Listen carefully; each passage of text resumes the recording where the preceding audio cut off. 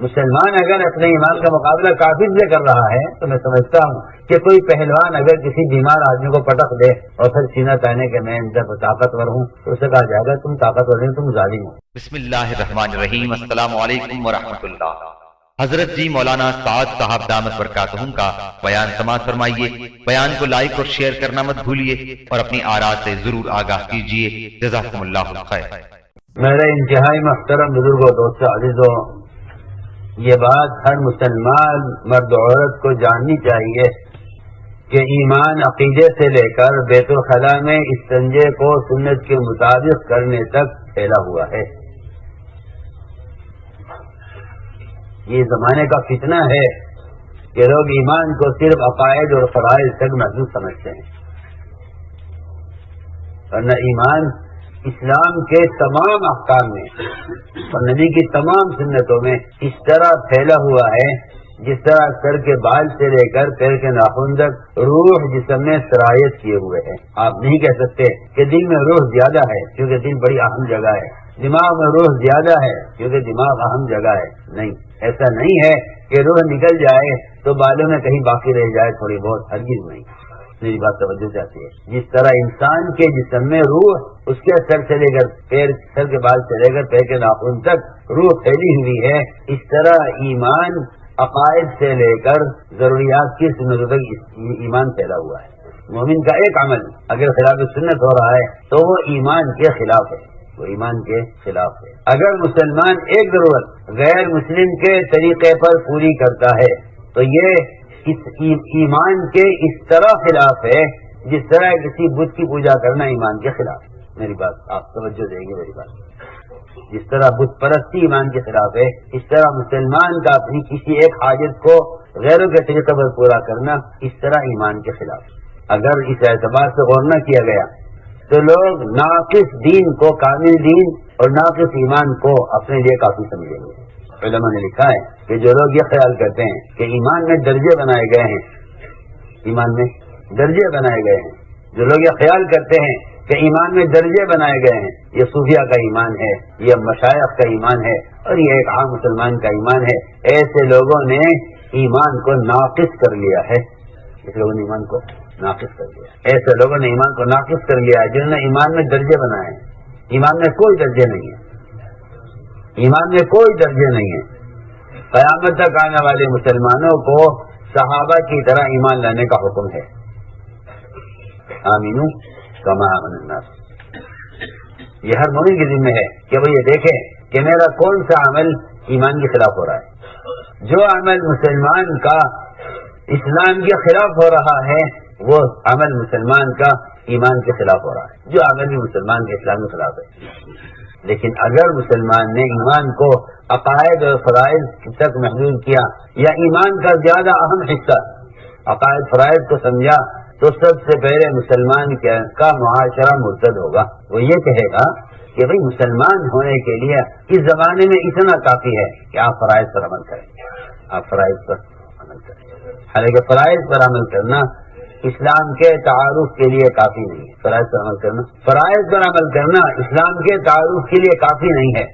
فرائض پر عمل کرنا تو آپ کے کفر سے نکلنے کی شرائط ہیں۔ اگر آپ فرائض پر نہیں ہیں تو آپ کفر کے دائرے سے باہر نہیں آئے، آپ کفر کے دائرے سے باہر نہیں آئے، وہ تاہم بات کر رہا ہوں۔ فرائض پر عمل کرنا، فرائض کو قبول کرنا یہ تو اسلام میں داخلے کی شرائط میں سے ہے جس کو آپ کافی سمجھتے ہیں۔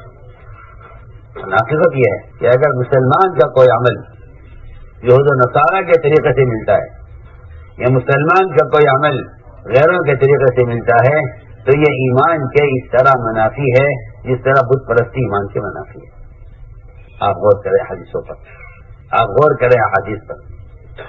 اسے میں بار بار کہتا ہوں، ہر مسلمان کے ذمہ فرض عین ہے کہ وہ اپنے ایمان کو ہاتھ میں، ہر مسلمان کے ذمہ فرض عین ہے کہ وہ اپنے ایمان کو احادیث پر پیش کرے۔ اگر حدیث کہتی ہے ایمان ہے تو ایمان ہے، حدیث کہتی ہے کہ ایمان نہیں ہے تو ایمان نہیں ہے، اس کی فکر کرنی چاہیے۔ مگر اس زمانے کے لوگوں نے بے دینی کا راستہ اختیار کرنے کے لیے بات یہ چلا دی ہے کہ ایمان دو قسم کا ہے، ایک کامل جس میں صحابہ، اولیاء، مشائخ، بزرگان دین، اور ایک عام مسلمان کا ایمان۔ ہاں مسلمان ہے۔ یہ میں سمجھتا ہوں کہ یہ یہود و نصارہ کے طریقوں پر چلنے کا ایک راستہ ملا ہے مسلمان کو کہ ایمان کے درجے بنا دو تاکہ لوگ اپنی اپنی خواہش کے اعتبار سے چلے، ورنہ یہ بات بالکل حق ہے۔ میں کل بھی میں نے عرض کیا تھا، اللہ اکبر، مسلمان کا ایک ضرورت کا پورا کرنا غیروں کے طریقے پر، اس کو حضور اکرم صلی اللہ علیہ وسلم نے بت پرستی کے برابر بیان کیا ہے۔ اس کا مطلب یہ تھا کہ جتنی نفرت ایک مسلمان کو بت پرستی سے ہو، اتنی نفرت ایک مسلمان کو اپنی ضرورت میں غیروں کے اتباع سے نفرت ہو۔ جتنی نفرت مسلمان کو کس سے ہو؟ بت پرستی سے۔ جتنی نفرت مسلمان کو بت پرستی سے ہو اور جتنا دور مسلمان بت پرستی سے رہنا چاہتا ہے، اس کو چاہیے کہ یہ اپنی ضروریات اور اپنے طریقوں میں، اپنے کاموں میں، اپنی ضروریات میں غیروں کے طریقے سے اتنا ہی دور رہے۔ آپ نے صاف فرمایا کہ اگر تم یہ چاہتے ہو کہ تم ایک ضرورت غیروں کے طریقے پر پورا کرو تو تمہارا یہ مطالبہ کرنا بت پرستی کی طرح ہے کہ ہمارے ایک بت ہونا چاہیے پوجا کرنے کے لیے۔ میں ایک بات عرض کر رہا تھا کہ اگر ضروریات میں اور معاشرے میں، اگر عبادات کے علاوہ، عبادات سے ہٹ کر اگر ضروریات اور معاشرے میں ایمان کو یہ درجہ نہ دیا گیا تو معاشرہ مرتد ہو جائے گا۔ معاشرہ مرتد ہوگا سب سے پہلے، اور جب معاشرہ مرتد ہو جاتا ہے تو یہاں سے فساد اور یہاں سے دین کا بگاڑ شروع ہوتا ہے۔ آپ کا خیال یہ ہے کہ بات کوئی ایسی چیز نہیں ہے جس سے اتنی سختی کی جائے اور اتنی شدت کی جائے۔ آپ کو معلوم ہونا چاہیے جو پھل جو ہے دوسری جگہ منتقل کیے جاتے ہیں یا منڈیوں میں لائے جاتے ہیں، وہ اتنی مضبوط پیٹیوں میں ہوتے ہیں کہ ان کے چھلکے پر اگر چوٹ لگ گئی، یہ چھلکا پھٹ گیا تو پھل پھٹ جائے گا۔ میں بہت اچھی مثال دے رہا ہوں، آسان۔ اگر چھلکا پھٹ گیا تو یہ پھل یہاں کرنا شروع ہو جائے گا۔ صرف اس کا چھلکا ہے جو اس کے گدے کی حفاظت کر رہا ہے۔ دو کام ہیں چھلکے کے دو کام ہیں، ایک گری کی حفاظت اور دوسرا بڑا فائدہ اور ضرورت یہ ہے کہ اس کے چھلکے سے معلوم ہوگا یہ کیا پھل ہے۔ اس چھلکے سے معلوم ہوگا، اس کے چھلکے سے معلوم ہوگا یہ کون سا پھل ہے۔ اگر آپ گدا نکال کے لے آئیں بنا کر تو آپ کو نہیں معلوم یہ کیا چیز ہے۔ سیب کا تعارف سیب کا چھلکا کرائے گا، کیلے کا تعارف کیلے کا چھلکا کرائے گا۔ اس چیز کی حفاظت اور اس کی علامت وہ اس کا چھلکا ہے۔ میں کہنا چاہتا ہوں کہ بالکل یہی بات ایک مومن کے معاشرے کی ہے کہ آپ معاشرے کے بغیر، آپ جس کے معاشرے پر ہیں، آپ کو اس کی جماعت کا آدمی یقین کیا جائے گا۔ آپ یہ مت سمجھیے کہ میں نماز روزہ حج زکات کر کے میں اپنے آپ کو مسلمان بنا کر پیش کر سکتا ہوں، نہیں ہو سکتا۔ یہ تو میں نے عرض کیا کہ معاشرے کا ارتداد یہ ہے کہ مسلمان سنن عادات کو چھوڑ دے کہ بھئی یہ تو کوئی فرض نہیں ہے، یہ تو کوئی فرض نہیں ہے۔ اصل تو فرائض پر دیکھنا ہے کہ فرائض ہے یا نہیں۔ حالانکہ سب سے پہلے معاشرہ مرتد ہوتا ہے، سب سے پہلے معاشرہ مرتد ہوتا ہے، اور معاشرے کا ارتداد یہ ہے، معاشرے کا ارتداد یہ ہے کہ مسلمان غیروں کے ماحول میں یا بے دینی کے ماحول میں کسی ایک سنت پر عمل کرنے سے ہچکچائے یا شرمائے تو سمجھ لو کہ اس کا معاشرہ مرتد ہو چکا ہے۔ اگر مسلمان کسی بھی ماحول میں ایک مسلمان ہے، باقی سب اغیار ہیں، اگر اس مسلمان کو وہاں کسی سنت پر عمل کرنے کا بھی خیال آ جائے کہ اس سنت کا یہاں موقع نہیں ہے، اس سنت پر عمل کا یہاں موقع نہیں ہے، اگر مسلمان کو غیروں کے ماحول میں، تو مسلمان کی بات ہی نہیں کر رہا، میں تو کہہ رہا ہوں ایک مسلمان کو اگر کفار کے ماحول میں اور غیر مسلموں کے ماحول میں کسی ایک سنت پر عمل کرنے میں یہ خیال آ جائے کہ یہاں اس کا موقع نہیں ہے تو سمجھ لو کہ اس کا معاشرہ مرتد ہو گیا ہے۔ میری بات سمجھ لو اس کا معاشرہ مرتد ہو گیا، کیونکہ اس کو جس معاشرے سے اسلام پیش کرنا تھا، اس نے غیروں کے ماحول اور غیروں کے رعب کی یا غیروں سے کے طریقوں سے محبت کی وجہ سے اس معاشرے کو سنت چھوڑ دیا ہے۔ یہ بات آپ ذہن میں رکھیں کہ اگر کسی ماحول میں مسلمان کو کسی سنت پر عمل کرنے میں تکلف ہوتا ہے یا کسی سنت پر عمل کرنے میں شرم محسوس ہوتی ہے یا کسی سنت پر عمل کرنے میں اس کو اس بات کا بھی اندیشہ ہوتا ہے کہ لوگ ہنسیں گے اس پر، تو سمجھ رہے کہ اس کا معاشرہ مرتد ہو گیا۔ اور معاشرہ جب متحد ہو جاتا ہے، اس کے بعد دوسرا مرحلہ اور دوسرا درجہ وہ ذہنی اطلاع کا ہوتا ہے۔ یہ بات بالکل پکی ہے کہ جو آدمی سنت کو ہلکا سمجھے گا وہ فرائض سے محروم ہو جائے گا، اور جو فرائض کو ہلکا سمجھے گا وہ اسلام سے محروم ہوگا۔ میں نے آپ کو مثال دی ہے کہ فساد کی ابتدا اندر سے نہیں ہوگی، فساد کی ابتدا باہر سے ہوگی، کہ جب پھل کا سرکہ پھٹ جاتا ہے تو پھر یہاں سے پھل سڑنا شروع ہوتا ہے، اور آخر میں اس کے سڑنے کا اثر اس کے بیج تک پہنچتا ہے، جس کو عقیدہ کہتے ہیں، جس کو عقیدہ کہتے ہیں۔ اس بات کو اچھی طرح سمجھنا چاہیے۔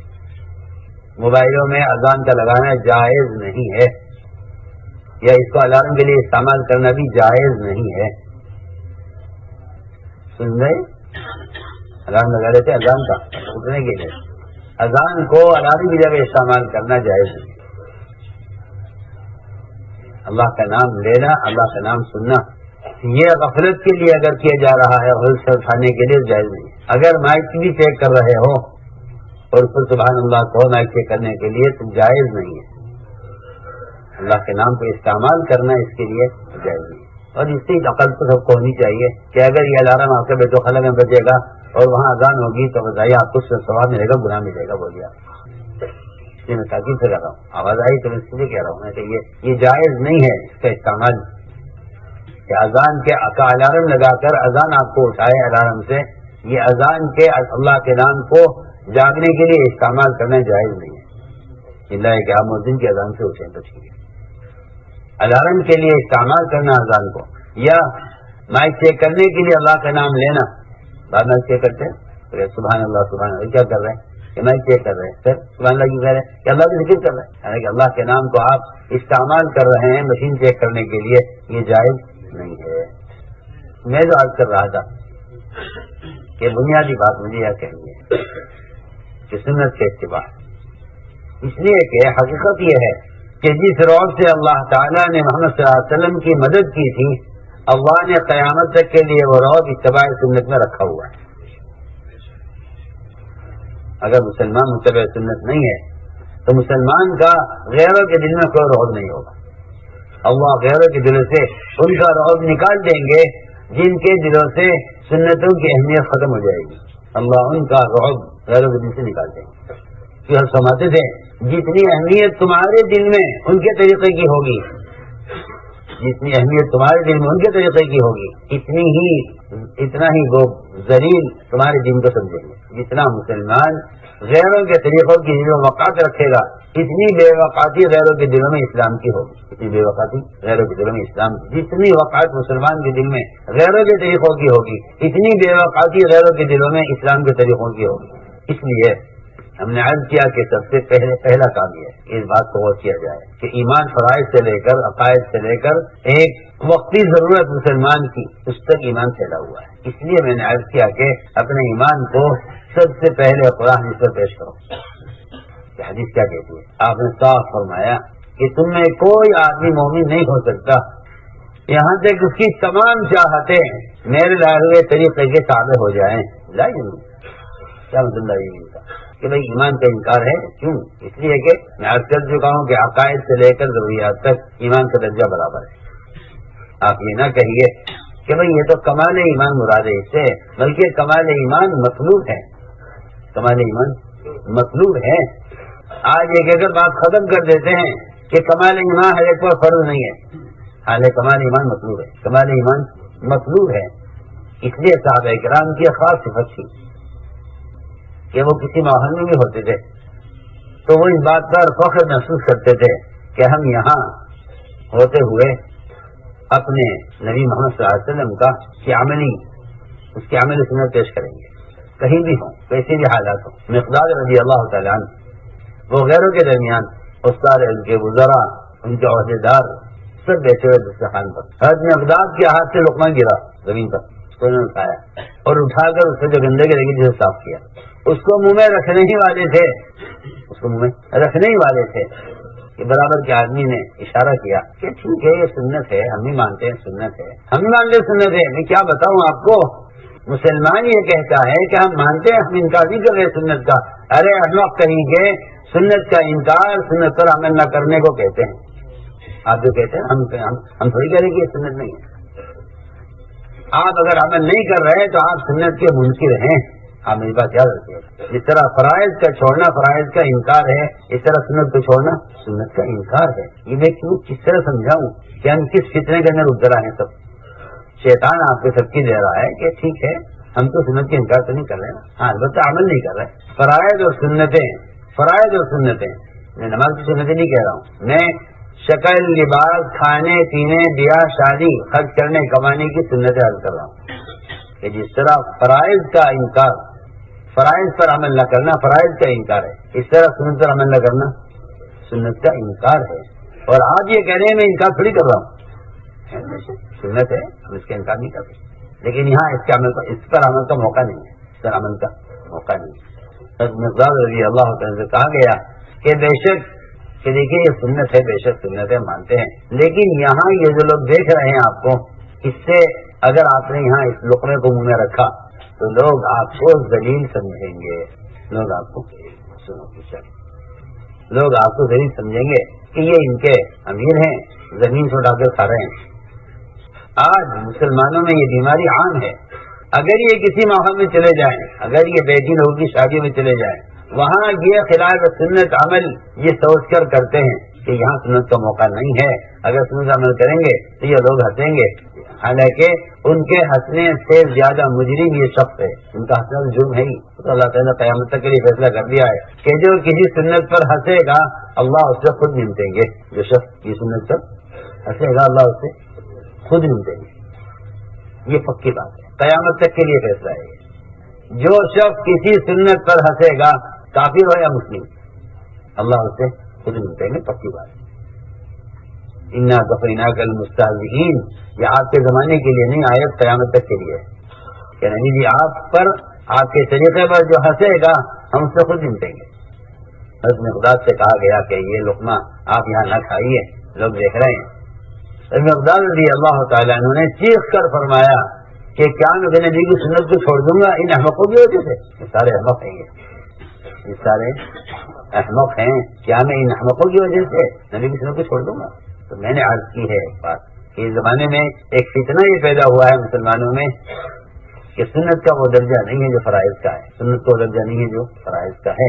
لہذا فرائض تو ادا کر لو، سنت کو دیکھ لو موقع ہے یا نہیں ہے، دو صحابہ اس سے راضی ہیں یا نہیں ہے. حالانکہ صاف بات ہے کہ اسلام کا تعارف فرائض سے نہیں ہوگا، اسلام کا تعارف فرائض سے نہیں ہوگا، اس لیے کہ فرائض کے ادا کرنے سے مسلمان کا حلیہ ثابت نہیں ہوتا.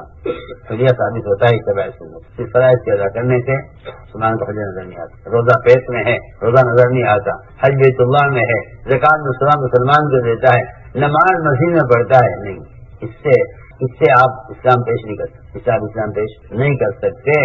اسلام پیش کرنے کے لیے آپ کو اتباع سنت پر آنا ہوگا. اس کے بغیر آپ اپنے آپ کو مسلمان پیش نہیں کر سکتے. میں کہا کرتا ہوں کہیں زلزلہ آ جائے، کہیں سیلاب آ جائے، کہیں آگ لگ جائے، کوئی حادثہ پیش آ جائے، کہیں ٹرین ٹکرا جائے، مسلمانوں کی لاشوں کا پہچاننا ممکن نہیں ہے. جب تک آپ ان کے خطرہ نہ دیکھیں آپ نہیں پہچان سکتے کہ مسلمان اگر مسلم. حالانکہ یہاں تک آتا ہے روایتوں میں کہ ذکر کی حقیقت کیا ہے. ذکر کی حقیقت کیا ہے؟ ذکر کی حقیقت یہ ہے کہ ذاکر کو دیکھ کر اللہ یاد آ جائے. ذاکر کو دیکھ کر اللہ یاد آئیں، یہ ذکر کی حقیقت ہے. نہ اس کا تعلق تصویر سے ہے، نہ اس کا تعلق ذکر بالجہر سے ہے کہ آپ زور زور ذکر کریں تو آپ کے ذکر سے اللہ یاد آ جائیں. بالکل یہ مطلب ہی نہیں ہے روایت کا. اللہ کہتے ہیں ذکر کرو کہ تمہیں دیکھ کر اللہ یاد آ جائیں. اس کا تعلق زبان کے ذکر سے نہیں ہے اور اس حدیث کا تعلق تصویر سے بھی نہیں ہے. اس کا تعلق کیسے؟ کیونکہ اس کا تعلق صرف اتباع سنت سے. اس کا تعلق اتباع سنت سے اس کا تعلق ہے. اگر مسلمان متبع سنت نہیں ہے تو ایسے شخص کو دیکھ کر اللہ یاد نہیں آئیں گے جس طرح کسی کافر کو دیکھ کر اللہ یاد نہیں آ سکتے. اس طرح میں عرض کرتا ہوں کہ جو آدمی اپنے ظاہری حلیے کو سنت کے مطابق نہیں بنائے گا اس کو دیکھ کر اللہ یاد نہیں آئیں گے. یہ تو خیال آصف کا ہے کہ خبر نہیں کون ہے یہ. اسی لیے یہی وجہ ہے کہ آپ کو سلام کرنے سے پہلے نام پوچھنا پڑتا ہے کہ آپ کا نام کیا ہے. دیکھیے کافر کو سلام کرنا جائز نہیں. کافر کو سلام کرنا جائز نہیں ہے. اور جب آپ کی کسی ایسے مسلمان سے ملاقات ہوتی ہے جو متبع سنت نہیں ہے تو آپ کو اس کا نام پوچھنا پڑتا ہے کہ آپ کو کیا نام ہے. جب وہ نام بتاتا ہے عبدالرحمان تب آپ اس کو سلام کرتے ہیں. حدیث کا مطلب ہی یہی ہے التسلیم بالمعرفہ من اشراط الساعہ کہ قیامت کی نشانیوں میں سے ہے یہ کہ ایک آدمی کا نام پوچھے بغیر اس کو سلام نہیں کیا جا سکے گا. سمجھے نا کیا کہہ رہا ہوں؟ قیامت کی علامتوں میں سے کہ ایک مسلمان کا نام پوچھے بغیر اس کو سلام نہیں کیا جائے گا. کیا مطلب اس روایت کا؟ التسلیم بالمعرفہ من اشراط الساعہ اس حدیث کا زیادہ بہتر اور زیادہ حالات کے اس وقت زمانے کے اعتبار سے اس حدیث کا اس سے اچھا مفہوم نہیں ہے کوئی اور غور کرنا بات ہے. التسلیم بالمعرفہ من اشراط الساعہ کسی کو جان پہچان کر سلام کرنا قیامت کی کیا مطلب ہے؟ اس کا مطلب یہ ہے کہ جب آپ اس کا نام معلوم کر کے اس کو پہچانیں گے تب آپ سلام کریں گے. اس حدیث کا مطلب یہ بنا ہے کہ مسلمان سنتوں سے اتنا ننگا ہو جائے گا اور سنتوں سے اتنا خالی ہو جائے گا کہ اس کو دیکھ کر آپ کو خیال نہیں آ سکے کہ یہ مسلمان ہے. آپ کو نام پوچھنا پڑے گا. اگر مسلمان نام بتائے گا تب آپ سلام کریں گے. یہ مطلب ہے حدیث. یہ قیامت قائم ہوگی فاسقوں پر اور فاسق اس کو کہتے ہیں جس کو دیکھ کر اسلام اور مسلمان اور سنت کا حلیہ یاد نہ آئے اس کو فاسق کہتے ہیں. میں بہت اہم بات کہہ رہا ہوں. اس کو دیکھ کر اللہ یاد نہ آئے. اس لیے میں نے عرض کیا کہ ذاکر وہ ہے جس کو دیکھ کر اللہ یاد آئے. ذاکر وہ جس کو دیکھ کر ذاکر وہ ہے جس کو دیکھ کر اللہ یاد آ جائے. نہ اس سے تسلیم مراد ہے نہ اس سے آپ کے ضرب مراد ہے نہ اس سے آپ کی کا ذکر بالجہر مراد ہے نہ اس سے صرف اتباع سنت مراد ہے. صرف سنت کا اتباع مراد کہ مسلمان اتنا متبع سنت ہو کہ اس کو دیکھ کر اللہ یاد آ جائے.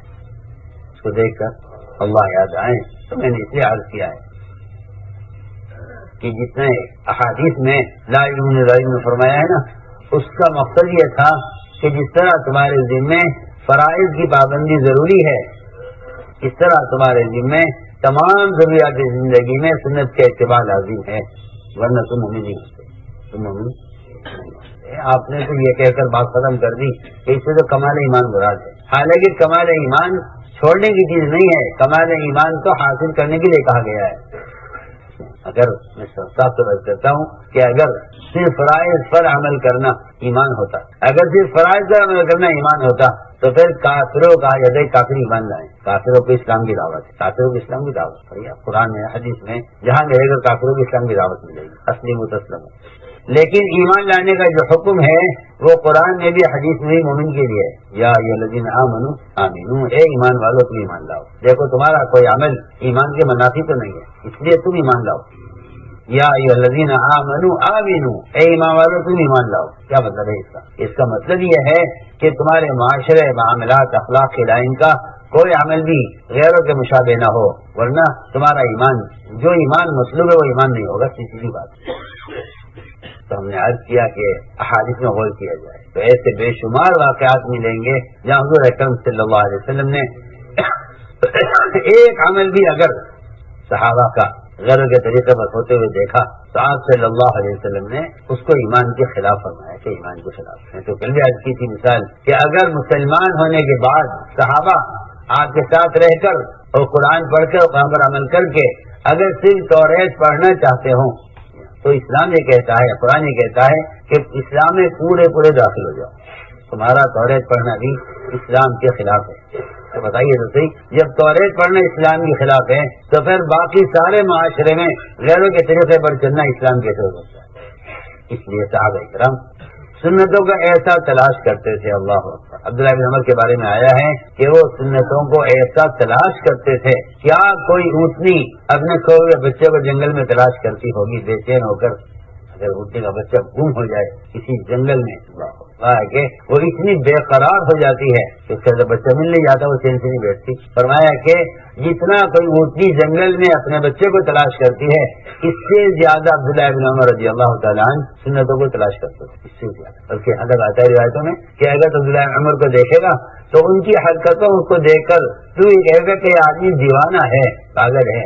حالانکہ وہ اس فکر میں رہتے تھے کہ اس سنت پر عمل ہو جائے. راستے سے چلتے چلتے ایک طرف اتر گئے لوگوں نے دیکھا یہ اترے راستے سے کچے کی طرف، پھر راستے پر آ گئے. چلیے آپ کیوں اترے کچے میں؟ کہ مجھے تو پتا نہیں ہے، میں نے تو آپ صلی اللہ علیہ وسلم کو ایک مرتبہ یہاں سے گزرتے ہوئے دیکھا تھا، میرا خیال، مجھے یہ بات خیال آیا کہ مجھے بھی یہاں سے گزرنا چاہیے، مجھے بھی یہاں سے گزرنا چاہیے. میں نے ایک مرتبہ آپ کو یہاں اترے تھے، اونٹ منگواتے، اس پر سوار ہوتے، ایک مشکیزہ پانی کا بھر اس پر رکھتے، پھر ایک جنگل میں جاتے صحرا میں، وہاں ایک بغیر کسی فائدے کے اور بغیر کسی منفعت کے درخت کو پانی دیتے، نہ اس سے پھل آتے تھے نہ اس کو کوئی خاص سایہ ہوتا تھا، صرف اس درخت کو تازہ رکھتے تھے.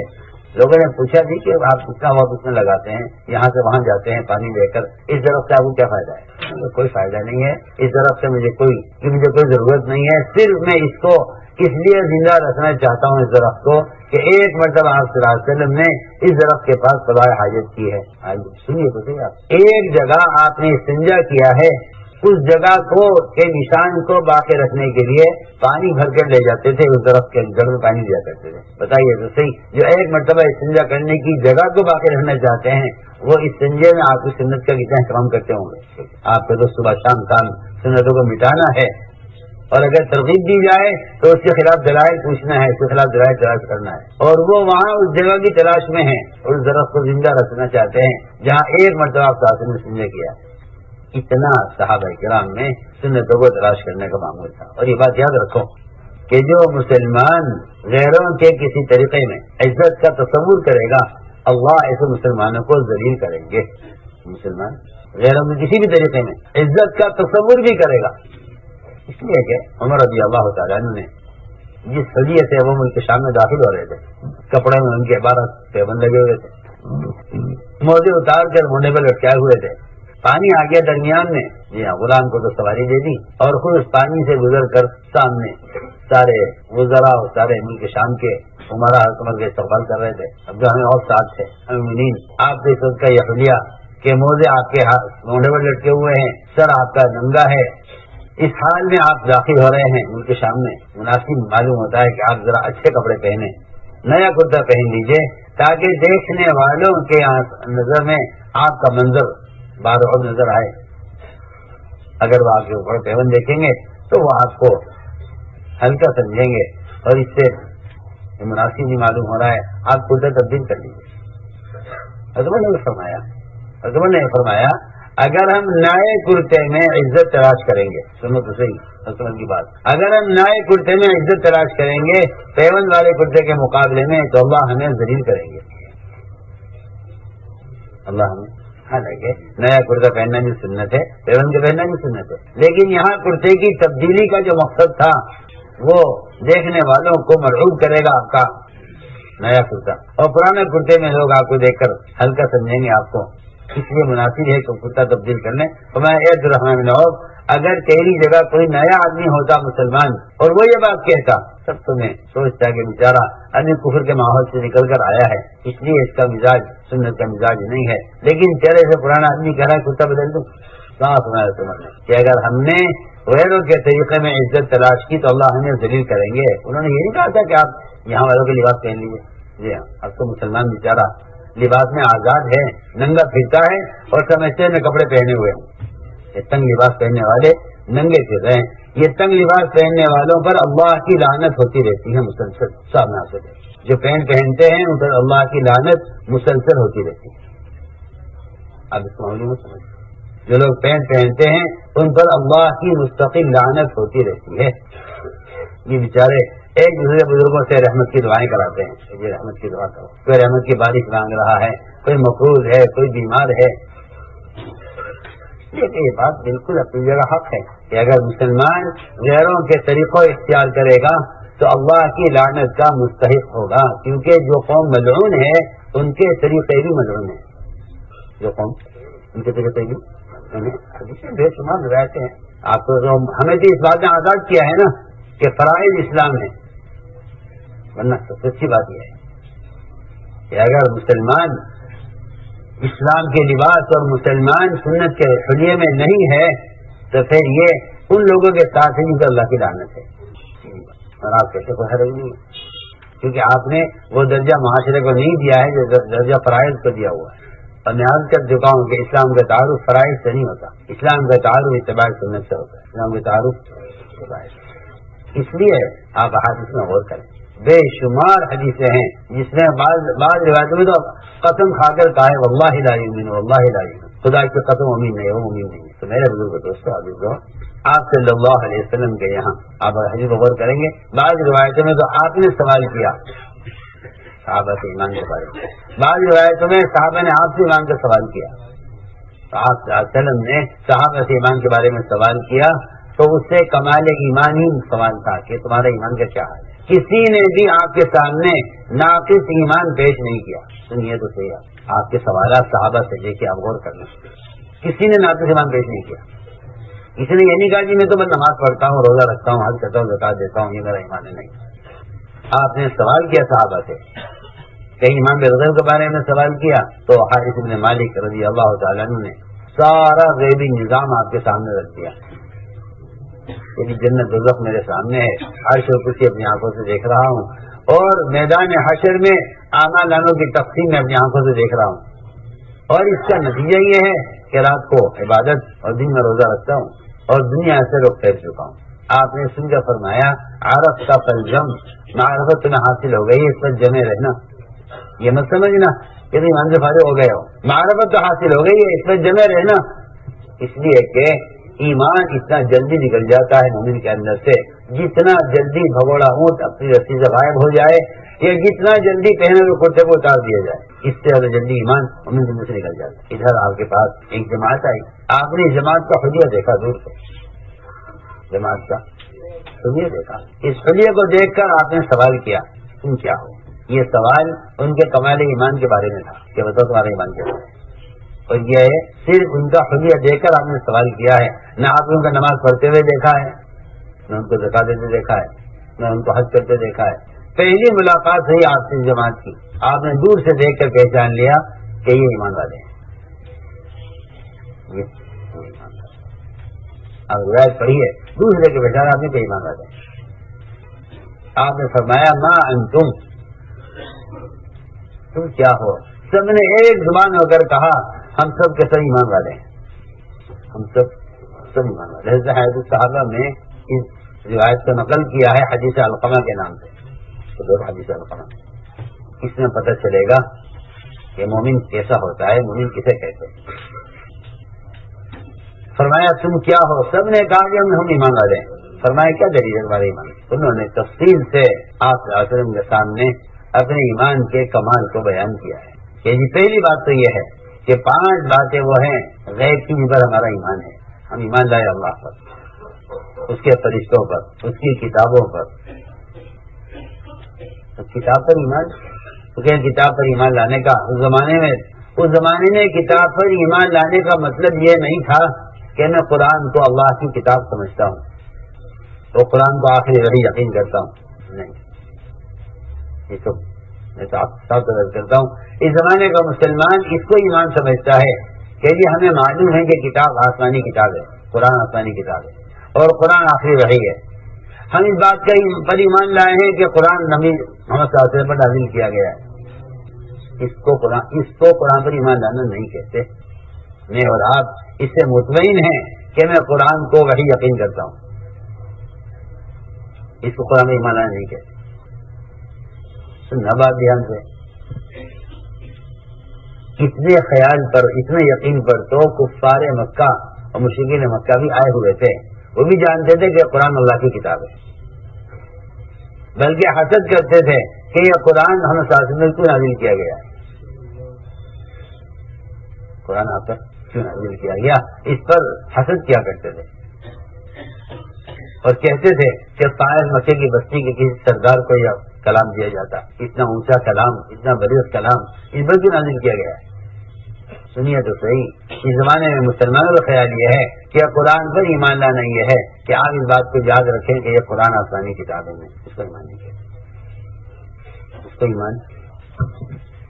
اس کو ایمان نہیں. 2 سوال ہیں حدیث میں، ایک یہ جو میں عرض کر رہا ہوں، ایک اور ہے کہ صحابی نے سوال کیا آپ سے، کیونکہ آپ نے فرمایا کہ جو لا الہ الا اللہ اخلاص کے ساتھ کہے گا وہ جنت میں داخل ہو گیا. اور صحابی نے سوال کیا کہ ان کی اخلاص کیا ہے. آپ نے بتایا کہ نیت ٹھیک ہونی چاہیے کہنے والے کی، اس لیے کہ آج کل اخلاص کا مطلب لوگ نیت سمجھتے ہیں. حالانکہ اخلاص وہ نیت کا اخلاص ہے. نیت ایک جز ہے عمل کا, نیت ایک جز ہے عمل کا کہ آپ عمل کر رہے ہیں, نیت ٹھیک ہونی چاہیے. لیکن آپ نے جواب میں یہ نہیں فرمایا کہ کلمہ لا الہ الا اللہ کہنے والے کی نیت ٹھیک ہونی چاہیے اور وہ سچے دل سے کہہ رہا ہو, یہ بھی نہیں فرمایا. سنو تو صحیح, کلمہ کے اخلاص یہ نہیں ہے کہ کہنے والے کی نیت ٹھیک ہو یا کہنے والا دل سے کہہ رہا ہے, یہ سوال نہیں ہے. آپ نے فرمایا جس سے کلمہ لا الہ الا اللہ اخلاص سے کہا وہ جن میں داخل ہو گیا. صحابی نے پوچھا اس کا اخلاص کیا ہے؟ آپ نے یہ نہیں فرمایا جواب میں کہ نیت ٹھیک ہونی چاہیے. آپ نے فرمایا جواب میں کہ یہ کلمہ لا الہ الا اللہ اپنے کہنے والے کو حرام سے روک دے, حرام سے روک دے, یہ حرام سے روک دے, اس کو جنت میں جائے. تو میں عرض کرنا چاہتا تھا کہ یہاں اس روایت میں دیکھیے آپ کہ قرآن پر ایمان لانا یہ نہیں کہ ہم جانتے کہ اللہ کی کتاب ہے, بلکہ آپ نے فرمایا غیبت کرنے والے کے بارے میں فرمایا کہ جو غیبت کر رہا ہے وہ قرآن پر, وہ اللہ پر ایمان نہیں لایا. ما آمن بالقرآن, بلکہ قرآن پر ایمان نہیں لایا. جو قرآن کے حرام کو حلال سمجھ رہا ہے قرآن پر ایمان, یہ آپ نے کس سے فرمایا؟ غیبت کرنے والے سے فرمایا ما آمن بالقرآن من استحل محارما, کہ جو قرآن کے حرام کو حلال سمجھ رہا ہے, حالانکہ وہ یہ نہیں کہہ رہا تھا کہ غیبت کرنا حلال ہے. اگر اس کا عمل قرآن کے منافی ہے تو قرآن پر ایمان لانا یہ ہے کہ یہ قرآن تمہیں حرام سے بچائے, سب سے غیبت کرنا حرام ہے. تو آپ صلی اللہ علیہ وسلم سے انکار کیا کہ ہم قرآن پر ایمان لائیں, اپنی کتابوں پر ایمان لائیں, اور آخر دن پر ایمان ہے, اور تقدیر پر ہمارا ایمان ہے. تقدیر پر ہمارا ایمان کسے کہتے ہیں؟ تقدیر پر ایمان صرف اللہ کی قدرت کو تسلیم کرنا, اللہ کی قدرت کو تسلیم کرنا, یہ کوئی ایمان کا کمال نہیں, کوئی ایمان کا کمال. میری بات یاد توجہ سے, اللہ کی قدرت کو تسلیم کر لینا صرف یہ کوئی ایمان کا کمال نہیں. ورنہ حقیقت یہ ہے کہ مشرکین مکہ سے بھی آپ نے پوچھا, قرآن میں جگہ جگہ لفظ کو بیان کیا ہے, کیا آپ ان سے پوچھیں گے کیا آسمان زمین کس نے بنایا؟ پھر اللہ نے بنایا, اور یہ کام پوچھیں گے کہ اللہ نے کیا ہے. کوئی نفع حاصل ہوتا ہے تو کہتے ہیں کہ اللہ نے کیا ہے. یہ ہر چیز کی نسبت اللہ کی طرف کرتے ہیں. مشرکین مکہ کے بارے میں آیا ہے کہ وہ متصرف اللہ ہی ذات کو مانتے تھے کہ اللہ کے سوا کوئی کرنے والا نہیں. اگر مسلمان اس پر آ جائے کہ اللہ کے سوا کوئی کرنے والا نہیں ہے تو میں کہتا ہوں کہ یہاں تو مشرکین مکہ پہنچے ہوئے ہیں. اگر مسلمان صرف اس طرح آ جائے کہ اللہ کرنے والے ہیں تو اتنا کام تو مشرکین مکہ بھی کر رہے ہیں. آپ پڑھیے نا قرآن, جگہ جگہ آپ کو ملے گا قرآن میں. آپ نے پوچھا ہے مشرک سے اس پر کوئی مصیبت آ جائے, کوئی نقصان ہو جائے, اللہ نقصان چلا کے کون کرتا ہے؟ کہ وہ اللہ کے آسمانوں میں اکیلا ہے, وہ کرتا ہے. سوال اس کا نہیں ہے صرف کہ اللہ کرنے والے ہیں, سوال اس کا ہے کہ آپ نے اللہ سے ہونے کے لیے راستے کیا پکڑا ہے. ورنہ لوگ کفار مشرکین کفر و شرک کے راستے پر تھے, کہتے یہ تھے کہ اللہ کرنے والے ہیں, کہتے کہ اللہ کرنے والے, متصرف اللہ کی ذات, کہ جب متصرف اللہ کی ذات ہے تو پھر تم نے اس کی اطاعت اور اس کی فرما برداری میں کیا عمل کیا ہے. سوال اس کا تو نہیں ہے نا صرف کہ اللہ کرنے والے ہیں, سوال تو اس کا ہے کہ آپ نے اللہ کے احکام کو قبول کیا یا نہیں کیا. تو میں نے عرض کیا کہ تقدیر پر ایمان, تقدیر ایمان کا مطلب یہ ہے کہ مومن اللہ کے فیصلے سے راضی رہے. مومن اللہ کے فیصلے سے راضی رہے, مومن اللہ کے فیصلے سے راضی رہے, اسے کہتے ہیں تقدیر پر ایمان. اس کو کہتے ہیں تقدیر پر ایمان کہ مومن اللہ کے فیصلے سے راضی رہے, تو جو فیصلہ وہ کریں گے ہم سے راضی. اس لیے بات ذہن میں رہے کہ کوئی تدبیر اختیار کرنا تقدیر کے خلاف نہیں ہے. لوگ اگر یہ کہیں کہ جو مقدر میں ہونا ہے وہ ہوگا, لہٰذا تدبیر سے کیا فائدہ ہے. بعض تدبیر کو تقدیر کے خلاف سمجھتے ہیں, حالانکہ تدبیر تقدیر کے دائرے میں داخل ہے. آدمی تدبیر جو کرے گا مقدر سے کرے گا, تدبیر تقدیر کے خلاف نہیں ہے. تقدیر پر ایمان کسے کہتے ہیں؟ کہ تقدیر پر ایمان اسے کہتے ہیں کہ اللہ تعالیٰ جو فیصلہ کر دیں تم اس فیصلے پر راضی ہو جاؤ. فیصلے پر راضی ہونا تقدیر پر ایمان ہے. اس لیے والقدر خیر ہی و شر ہی, یہ جو اللہ کا فیصلہ ہے ہم اس فیصلے پر راضی ہیں. حدیث میں آتا ہے جو اللہ کے فیصلے سے راضی ہو جاتا ہے اللہ اس کے لیے قیامت سے قواصد میں رضا لکھ دیتے ہیں, یعنی سب ہمیشہ کے لیے راضی. جو اللہ کے فیصلے سے ناراضگی ظاہر کرتا ہے اس کی ناراضگی لکھ دی جاتی ہے قیامت تک کے لیے. اس لیے تقدیر پر ایمان کا مطلب یہ ہے اللہ کے فیصلے سے راضی رہو, تقدیر پر ایمان. اس لیے میں نے عرض کیا کہ کوئی تدبیر اگر انسان کرتا ہے تو وہ تقدیر کے خلاف نہیں ہے, تقدیر کے خلاف نہیں ہے. اور جو کہ مقدر میں ہو جائے کہ اس سے راضی ہو جاؤ, ٹھیک ہے. اگر اللہ تعالیٰ کو یہ منظور ہے تو بندے اس سے راضی ہے, بندہ اس سے اس لیے سب سے بڑی تدبیر دعا ہے، سب سے بڑی تدبیر دعا ہے، اس لیے کہ دعا کے علاوہ کوئی تدبیر ایسی نہیں ہے جو تقدیر کو بدل دے.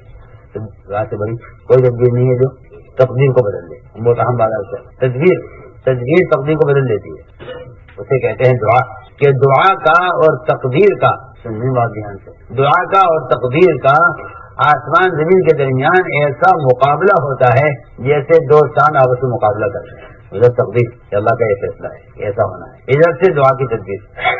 اتنا مقابلہ جم کے ہوتا ہے کہ آخر تقدیر کو واپس ہو جانا پڑتا ہے دعا کی وجہ سے. تقدیر کو دعا کی وجہ سے تقدیر کو واپس جانا پڑتا ہے. میں ایک قصہ عرض کرتا ہوں، اس سے پتہ چلے گا کہ تقدیر اور دعا کا کیا معاملہ ہے. ایک صحابی تھے ابان بن عثمان. انہوں نے حضور اکرم صلی اللہ علیہ وسلم سے سنا کہ جو شخص صبح 3 مرتبہ یہ دعا پڑھ لے، بسم اللہ الذی لا یضر مع اسمہ شیء فی الارض ولا فی السماء وهو السمیع العلیم، جو 3 مرتبہ صبح 3 مرتبہ شام یہ کلمات کہہ لے، بسم اللہ الذی لا یضر مع اسمہ شیء فی الارض ولا فی السماء وهو السمیع العلیم، جو یہ کلمات صبح شام 3 مرتبہ پڑھ لے، اس کو صبح سے لے کر شام تک کوئی بیماری، کوئی حادثہ، کوئی پریشانی اس کو پیش نہیں ہے. بزرگان دعا پڑھتے پابندی سے 3 مرتبہ کلمات. ان کا اپنا معمول تھا، یہ صبح شام یہ کلمات اہتمام سے پڑھتے تھے. چنانچہ ابان بن عثمان کو فالج کا اٹیک ہوا، اور ایسا فالج پڑا، ایسا فالج کہ بستر پر لیٹ گئے، وہ ہل نہیں سکتے. سنو، لوگ آئے عادت کے لیے، اور لیٹے ہوئے تھے، لوگ عادت کے لیے آئے تو انہوں نے حدیث بیان کی ابان بن عثمان نے، اور یہ کہا کہ میں نے یہ فرماتے ہوئے سنا ہے حضور اکرم صلی اللہ علیہ وسلم کو کہ جو شخص صبح شام روزانہ ان کلمات کا اہتمام کرے گا اس پر کوئی مصیبت، کوئی بیماری، کوئی حادثہ اس کو پیش نہیں آئے. اور خود پڑھے ہوئے تھے فالج میں، اور فرماتے ہیں، کہہ رہے ہیں فالج پڑھے ہوئے کہہ رہے ہیں کہ میرا روزانہ کا معمول اس دعا کے پڑھنے کا ہے. تو لوگوں نے ایک دوسرے کو اشارہ کیا اور یہ آپس میں کہنے لگے کہ جب یہ اس حدیث کو بیان بھی کر رہے ہیں اور خود ان کا معمول بھی ہے اس دعا کے پڑھنے کا صبح شام، تو پھر اس دعا کے ہوتے ہوئے انہیں فالج کا اٹیک کیوں ہوا؟ تو سمجھ گئے کہ یہ لوگ اس حدیث میں شک کر رہے ہیں اور یہ اس دعا میں شک کر رہے ہیں. انہوں نے سمجھ لیا کہ آپس میں جو چپی چپی باتیں کر رہے ہیں اس کی یہ سمجھ رہے ہیں. تو خود ہی فرمایا کہ تم آپس میں یہ کہہ رہے ہوگے کہ جب یہ دعا پڑھتا تھا تو فالج کیوں ہوا. میں تمہیں بتلاتا ہوں، میرا معمول روزانہ اس دعا کے پڑھنے کا تھا، مگر اللہ نے جس دن فیصلہ کر دیا فالج کا، اس دن مجھے اللہ نے دعا بھلا دی.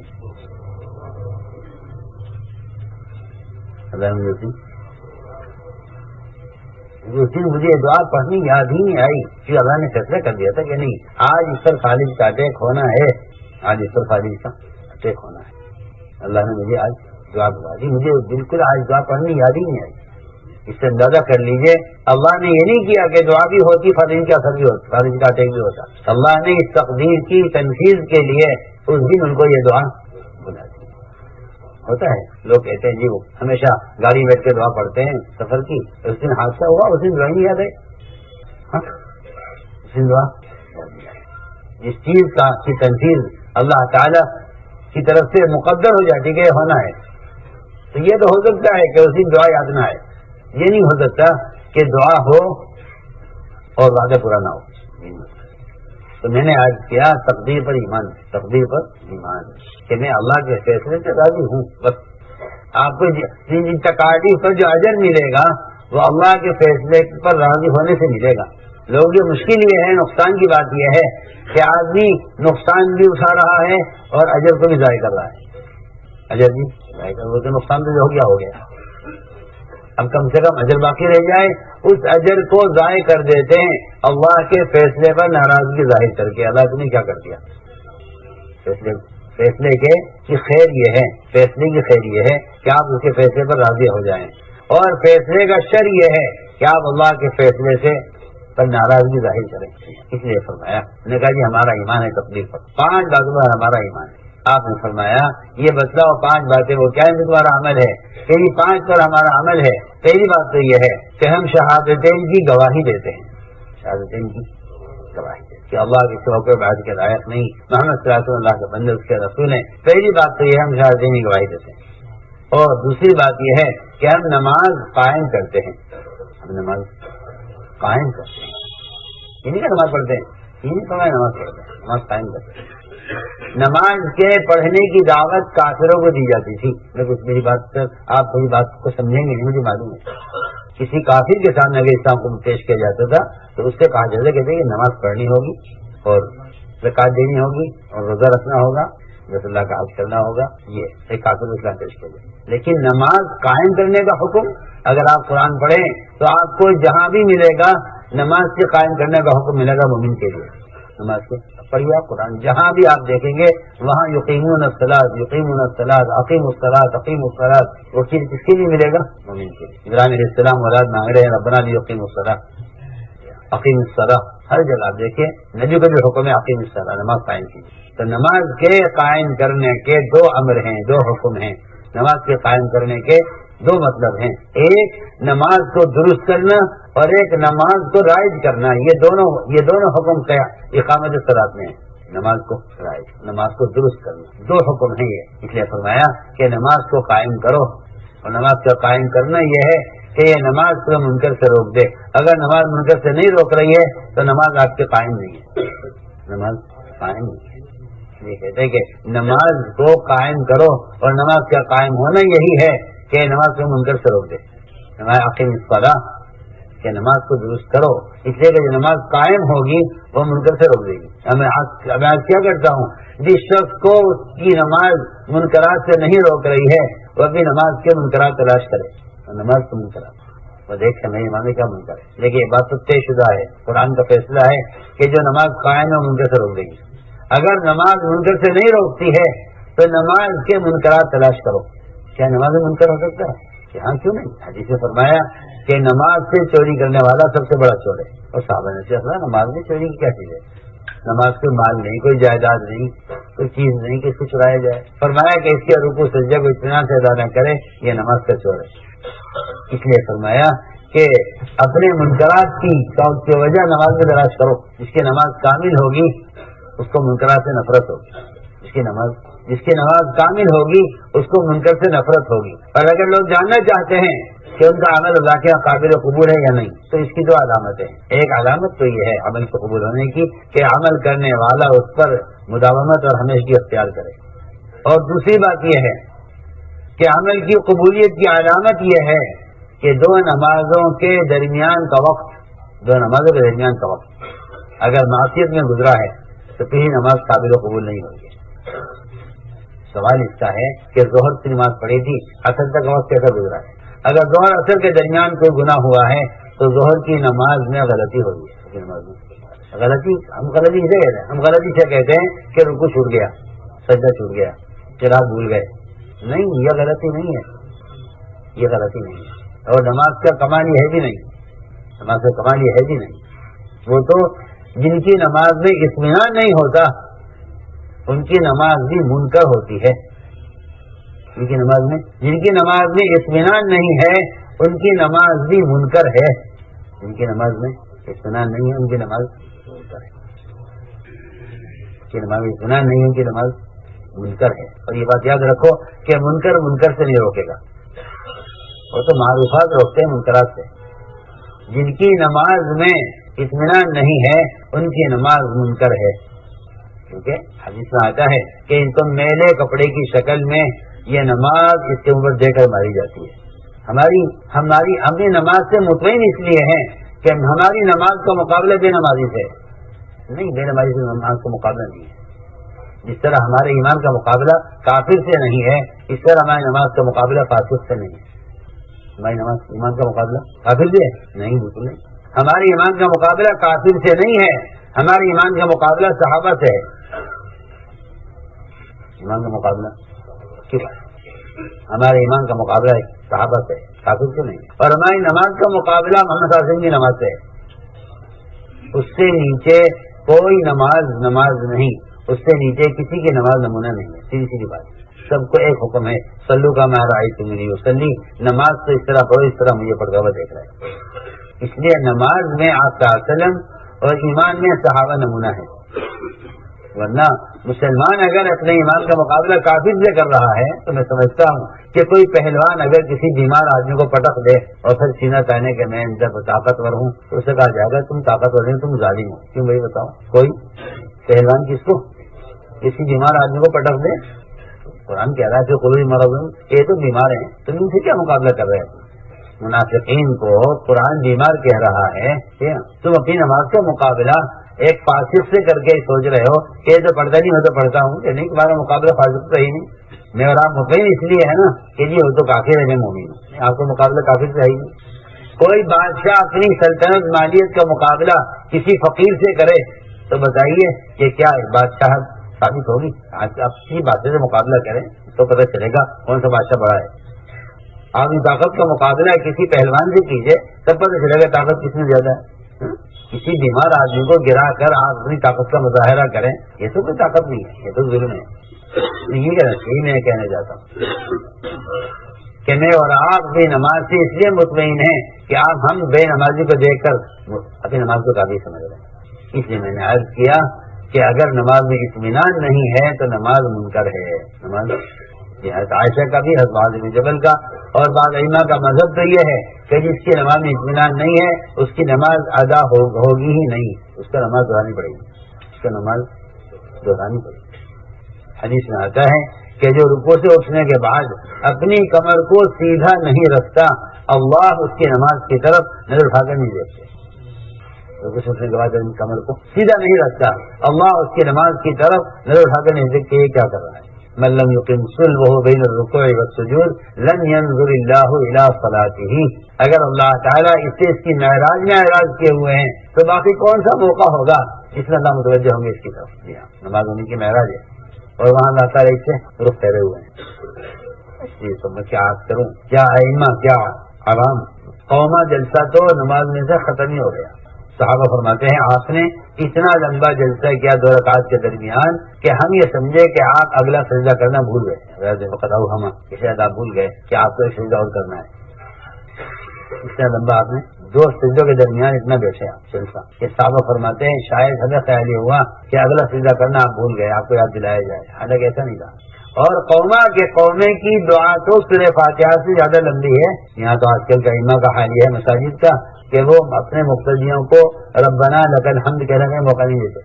سب کے واجب کا گناہ اپنے سر پر لیتے ہیں. حدیث نے امام کو ضامن کہا ہے، امام کو ضامن کہا ہے کہ آپ کی ضمانت ہے، یہ آپ کے ذمہ ہے یہ کہ آپ ہر مقتدی کو قومے کا موقع دیں.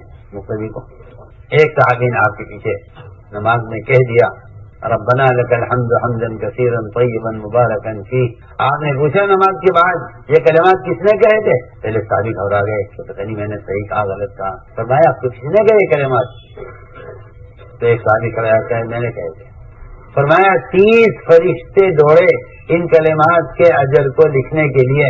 2 مطلب روایت کے بنتے ہیں. ایک روایت کا مطلب تو یہ واضح ہے کہ کلمات کا اجر اتنا تھا کہ ایک فرشتے کا بس کا لکھنا نہیں تھا. ایک فرشتے کا بس کا لکھنا. ایک روایت میں یہاں تک آتا ہے کہ فرشتے ان کلمات کے اجر کو لکھنے سے اتنے عاجز ہو گئے کہ اس کا اجر کس طرح لکھیں گے اتنا.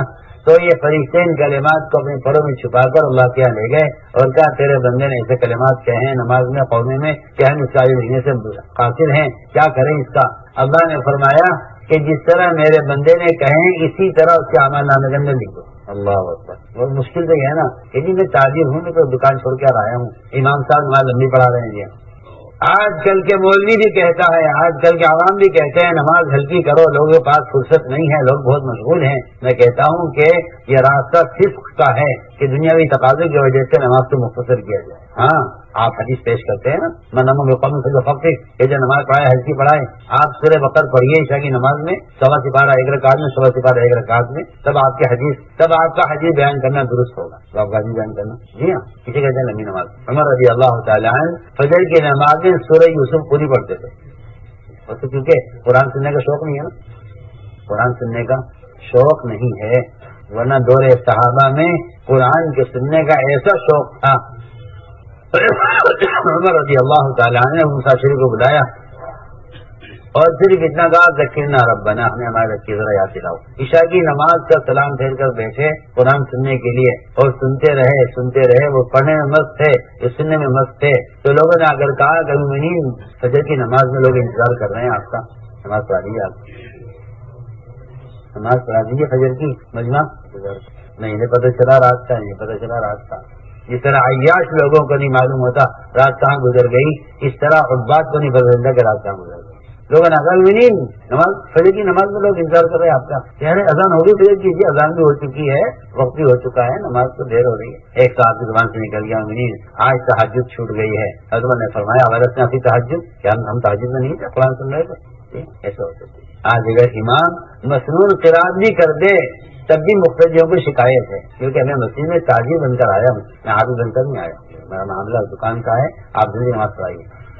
حضرت معاذ بن جبل رضی اللہ تعالیٰ عنہ جو علماء میں مفتی اعظم کہلاتے ہیں صحابہ کے درمیان، عشاء کی نماز میں سورہ بقر پوری پڑھی، سوا سپارہ رکعت میں، تراویح میں نہیں، عشاء کی نماز روزانہ کی نماز میں۔ ایک صاحب تھکے ہوئے آئے تھے کہیں دور سے، انہوں نے دیکھا یہ تو بہت لمبی نماز ہو رہی ہے، انہوں نے الگ ہٹ کے بھی نماز پڑھ لی، جماعت سے نہیں پڑھی، لمبی ہو رہی ہے۔ حضرت معاذ کی نظر پڑ گئی ان پر کہ یہ نماز الگ پڑھ کر جا رہا ہے۔ حضرت معاذ نے نماز کے بعد ان صاحب سے کہا کہ تم منافق ہو گئے ہو، تم کیسے کہہ رہا مجھے منافق کہ تمہیں جماعت سے نماز نہیں پڑھی تو منافق۔ ایک نماز میں صرف ایک مرتبہ صرف ایسا ہوا، انہوں نے جا کے شکایت کیا سمجھے کہ مجھے معاذ نے منافق کہا ہے، اور میں معاذ کیا بات ہے ان کو تم نے منافق کہا کہ جی ہاں کیونکہ انہوں نے جماعت سے نماز نہیں پڑھی۔ بات تو ٹھیک ہے، جماعت کی نماز ترک کرنا نفاق ہے، جماعت کی نماز چھوڑ دینا نفاق ہے، آپ نے فرمایا بالکل ٹھیک بات ہے، ٹھیک کہا معاذ تمہیں منافق۔ پوچھا کہ کیا وجہ کیا ہوئی کیوں پڑھی میں الگ نماز؟ کہ جی انہوں نے عشاء کی نماز میں سورہ بقر پڑھی تھی، میں تھکا ہوا تھا بہت، اسی میں نماز الگ پڑھ لی۔ میں معاذ تم نے غلط کیا ہے، تمہاری لمبی نماز کی وجہ سے لوگ اکتاہٹ میں پڑ جائیں گے، فتنے میں پڑ جائیں گے، تمہیں چاہیے تھا نماز ہلکی پڑھاتے، آدھے گا سورہ بقر پڑھے گا تمہیں ہم کہیں گے نماز ہلکی پڑھاتے۔ ہاں اس لیے فرمایا حذیفہ رضی اللہ تعالیٰ نے ایک 40 سال کے نمازی کو دیکھ کر کہ اگر تیری نماز ایسی ہی رہی تو تیری موت یا تیرا قبر جو ہے اٹھایا جانا حشر کے میدان میں اللہ کے نبی کے دین پر نہیں ہوگا، کہ تیری موت اس دین پر نہیں ہوگی جو جی ہم لے کر آئے ہیں، کیونکہ تیری نماز میں اطمینان نہیں ہے۔ تو میں نے اس لیے عرض کیا کہ نماز کو قائم کرنا یعنی نماز کو درست کرنا، نماز کو درست کرنا۔ ابھی اللہ ہمارے اندر ایسی بات یہ ہے کہ ہم نماز قائم کرتے ہیں، رمضان کے روزے رکھتے ہیں، بیت اللہ کا حج کرتے ہیں، اپنے مالوں کی زکوٰۃ دیتے ہیں، اپنے مالوں کی زکوٰۃ دیتے ہیں۔ زکوٰۃ دینے کا مطلب یہ ہے کہ ہم مستحق کو اس طرح تلاش کرتے ہیں جس طرح ایک نمازی آدمی وضو کے لیے پانی تلاش کرتا ہے۔ آج کے تاجروں کو کمانے سے فرصت نہیں ہے، وہ زکوٰۃ کا مال لے کر رکھ دیتے ہیں کہ کوئی آگے صاحب خیر، کوئی خیر کا کام کرنے والا وہ آ کے زکوٰۃ کا مال لے جاوے تاکہ میرا مال کسی خیر کے کام میں لگ جاوے۔ آج کل لوگ اپنی زکوٰۃ کے مال کے لیے خیر کے کام تلاش کرتے ہیں بجائے فقراء کو تلاش کرنے کے، فقراء کو تلاش کرتے ہیں خیر کے کام میں۔ جی ہاں، میرا زکوٰۃ کا مال کسی اچھے کام میں لگ جاوے، میں کیا حل کروں؟ وہ ابھی زکوٰۃ دینے والوں کو تلاش کر رہے ہیں، ہم بھی خیر کے کام کرنے والوں کو تلاش کر رہے ہیں۔ میرے پاس بھی ایک صاحب بیچارے بڑی رقم زکوٰۃ کو لیتا لکھ کے لائے ہو کہ جی خیر کے کام میں لگ جا رہے ہیں، زکوٰۃ میری زکوٰۃ ہے، میری زکوٰۃ ہے، کسی خیر کے کام میں لگا دو۔ میں نے کہا زکوٰۃ خیر کام کے لیے ہے ہی نہیں، خیر کے سارے کام مسجد کے اندر کے ہیں اور مسجد میں زکوٰۃ کا مال لگانا جائز نہیں۔ جتنے بھی خیر کے کام ہے سب نماز بھی یہاں، تعلیم بھی یہاں، اور مسجد زکوٰۃ کا مال سے بنتی ہے، سب کیا کروں اس مال کا؟ میں نے کہا پہلے اپنے رشتے داروں میں، پھر اپنے پڑوسیوں میں، پھر اپنے محلے میں، پھر اپنے قصبے اور ضلع میں تلاش کرو، اگر وہاں کوئی مستحق ہے تو وہاں اس کا مال وہاں خرچ کرو، مستحق کو تلاش کرو زکوٰۃ کا مال دینے کے لیے۔ اور جو مال پاک کر لیا تم نے زکوٰۃ دے کر، جو مال تم نے پاک کیا ہے زکوٰۃ دے کر، اس پاکیزہ مال کو مساجد بنانے پر، مدارس قائم کرنے پر، تعلیم کی ضرورت پر خرچ کرو۔ جو پاکیزہ مال ہے وہ پاکیزہ کام پر خرچ کرو، جو مال کا میل زکوٰۃ ہے یہ مستحق پر خرچ کرو۔ یہ تصویر ہے، یہاں کہاں سارا معاملہ الٹا کیا ہوا ہے کہ زکوٰۃ کا مال کا میل تو خیر کام پر خرچ ہو اور جو مال پاک کر لیا ہے زکات دے کر وہ فرنیچروں پر، کوٹھیوں پر، بنگلوں پر، شادیوں پر، اسراف پر، حرام کام میں خرچ کرتے ہیں، پاکیزہ مال حلال کام پر خرچ کرتے ہیں مال کا میل میں، تو حیران ہوں یہ کیا ترتیب بنائی ہے زکات دینے والوں نے۔ حلال مال خرچ کرتے ہیں حرام کاموں پر، بالکل صاف بات ہے، اسراف حرام ہے۔ پاک کیا ہوا مال خرچ کرتے ہیں حرام کاموں میں، اور مال کا میل خرچ کرنا چاہتے ہیں خیر کے کاموں میں۔ کیا الٹا نظام سوچا ہے، الٹا نظام۔ جو مال آپ نے پاک کیا ہے اس پاک مال کو پاکیزہ کاموں پر خرچ کرو، اور جو مال کا میل ہے، کیا مال کا میل جس کو زکات کہتے ہیں، یہ مال کا میل جو ہے یہ فقراء پر خرچ کرو، کیونکہ یہ مال ان کے لیے مضر نہیں ہے جو فقیر ہے، ورنہ اغنیا تک زکات کا مال پہنچے گا، اغنیا تک زکات کا مال پہنچے گا۔ لوگ خیر کے کام کے چکر میں اغنیا کو زکات دے دیں گے۔ اس لیے فرمایا کہ مال کا میل فقراء کے لیے اور پاک کیا ہوا مال خیر کے کاموں کے لیے۔ اس زمانے میں مالدار وہ مستحق کو تلاش نہیں کرتے، بلکہ جتنے مستحق ہیں وہ مالداروں کو تلاش کرتے ہیں، مستحق ہیں مالداروں کو تلاش کرتے ہیں۔ آپ غور کیجیے، ہمارے صاحب اللہ مثال دے کر فرماتے تھے کہ صحابہ کے زمانے میں زکات دینے والے ان کی مثال بچوں کی آنکھ مچولی کے کھیل کی طرح تھی۔ بچے کہتے ہیں کھیل کو چھپن چھپائی، بڑا ہوتا ہے کھیل بچوں، 50 بچے ہوتے ہیں اس کھیل میں، اور ایک بیچارہ تلاش کرتا ہے اور تھک جاتا ہے، مر جاتا ہے تلاش کرتے کرتے، سب اور سب چھپ جاتے ہیں، اور سب کو تلاش کرو، ایک کو گن کر تلاش کرتا ہے، وہ چارپائی کے نیچے سے، دروازے کے پیچھے سے، بڑا مشکل کھیل ہے۔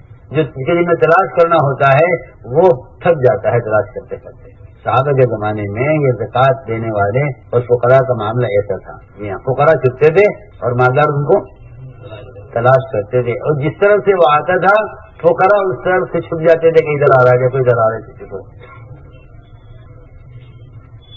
اس زمانے میں کھیل الٹا ہو گیا، مالدار چھپ رہے ہیں، فقراء ان کو تلاش کر رہے ہیں، مالدار چھپ رہے ہیں، فقراء ان کو تلاش کر۔ اس لیے اللہ نے فقراء پر تو فقر کا دروازہ کھول دیا اور مالداروں پر ٹیکس مسلط کر دیے ہیں۔ یہ میں آپ سے قسم کھا کر کہہ سکتا ہوں، جتنے ٹیکس مسلمان بھر رہا ہے اپنے آمدنی کے، یہ صرف زکات کی رقم کو روکنے کی وجہ سے، زکات مقدار بہت کم ہے، ٹیکس بہت زیادہ ہے۔ کیا آج کل جب اسلام تھا تو مسلمان غیروں سے جزیہ لیا کرتا تھا، آج وہ زمانہ آ گیا کہ جب زکات کو روکا اور سود کو پکڑا تو مسلمان سے ٹیکس لے رہا ہے، مسلمان سے ٹیکس لے رہا ہے، اور مسلمان اور غیر مسلم مسلمان سے ٹیکس لے رہا ہے۔ تم نے زکات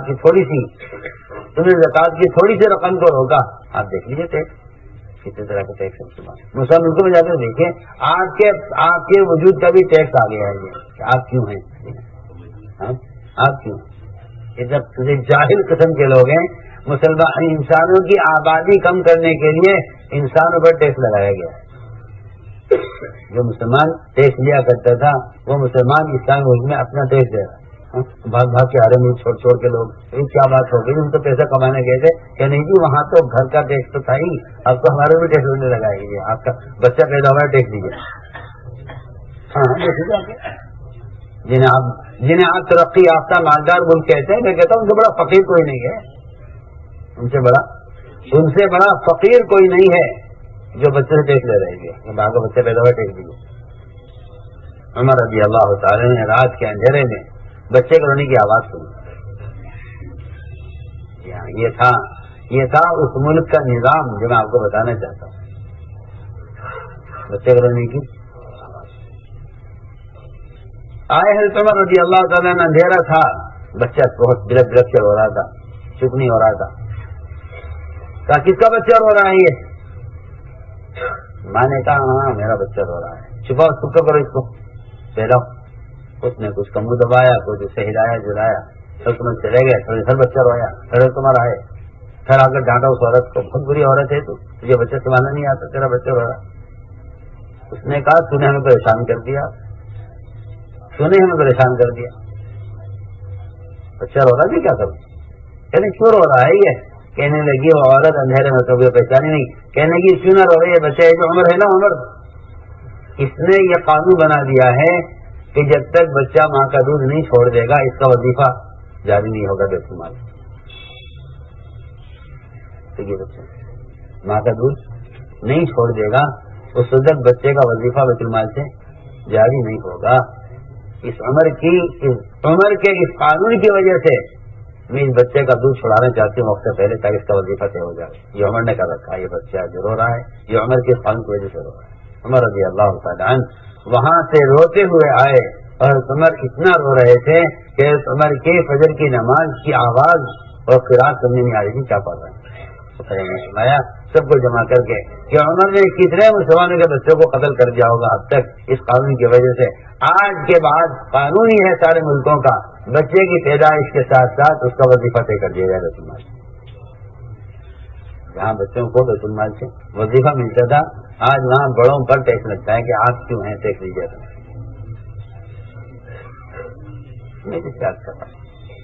تو مسلمان زکات دیتا تھا غیر سے ٹیکس دیتا تھا. جب مسلمان نے زکات کو روکا ہے تو غیر اس سے ٹیکس لے رہے ہیں. دیکھ لیجیے فرق دیکھ لیجیے. جزیہ کون لیتے نا مسلمان اور مسلمان سے ٹیکس غیر لے رہے ہیں. تو میرے دوستوں عزیزو ساری مصیبت اس لیے ہے کہ زکات مؤثر ہمارے لیے. اگر زکات صحیح جگہ پہنچ جائے مستحق تک تو زکات کی برکات کو مسلمان برداشت نہیں کر سکتا. اتنی زکات کی برکتیں ہیں اتنی زکات کی برکتیں ہیں کہ مسلمان زکات کے برکات کو برداشت نہیں کر سکتا. اس لیے ہم نے عرض کیا کہ وہ سامنے کے لیے ہم زکات ادا کرتے ہیں. یہ 5 فرائض ہیں جس پر ہمارا عمل ہے فرمایا. اور 5 باتیں وہ کیا ہیں زبان جاہلیت سے ہیں کہ جی زبان جاہلیت سے ہمارے اندر 5 خصلتیں ہیں. آپ چاہیں تو انہیں باقی رکھے چاہیں تو چھوڑ دیں. وہ کیا ہے آپ انہوں نے عرض کیا کہ ہمارے اندر صبر ہے ہمارے اندر صبر ہے ہمارے اندر صبر ہے اور ہمارے اندر شکر ہے.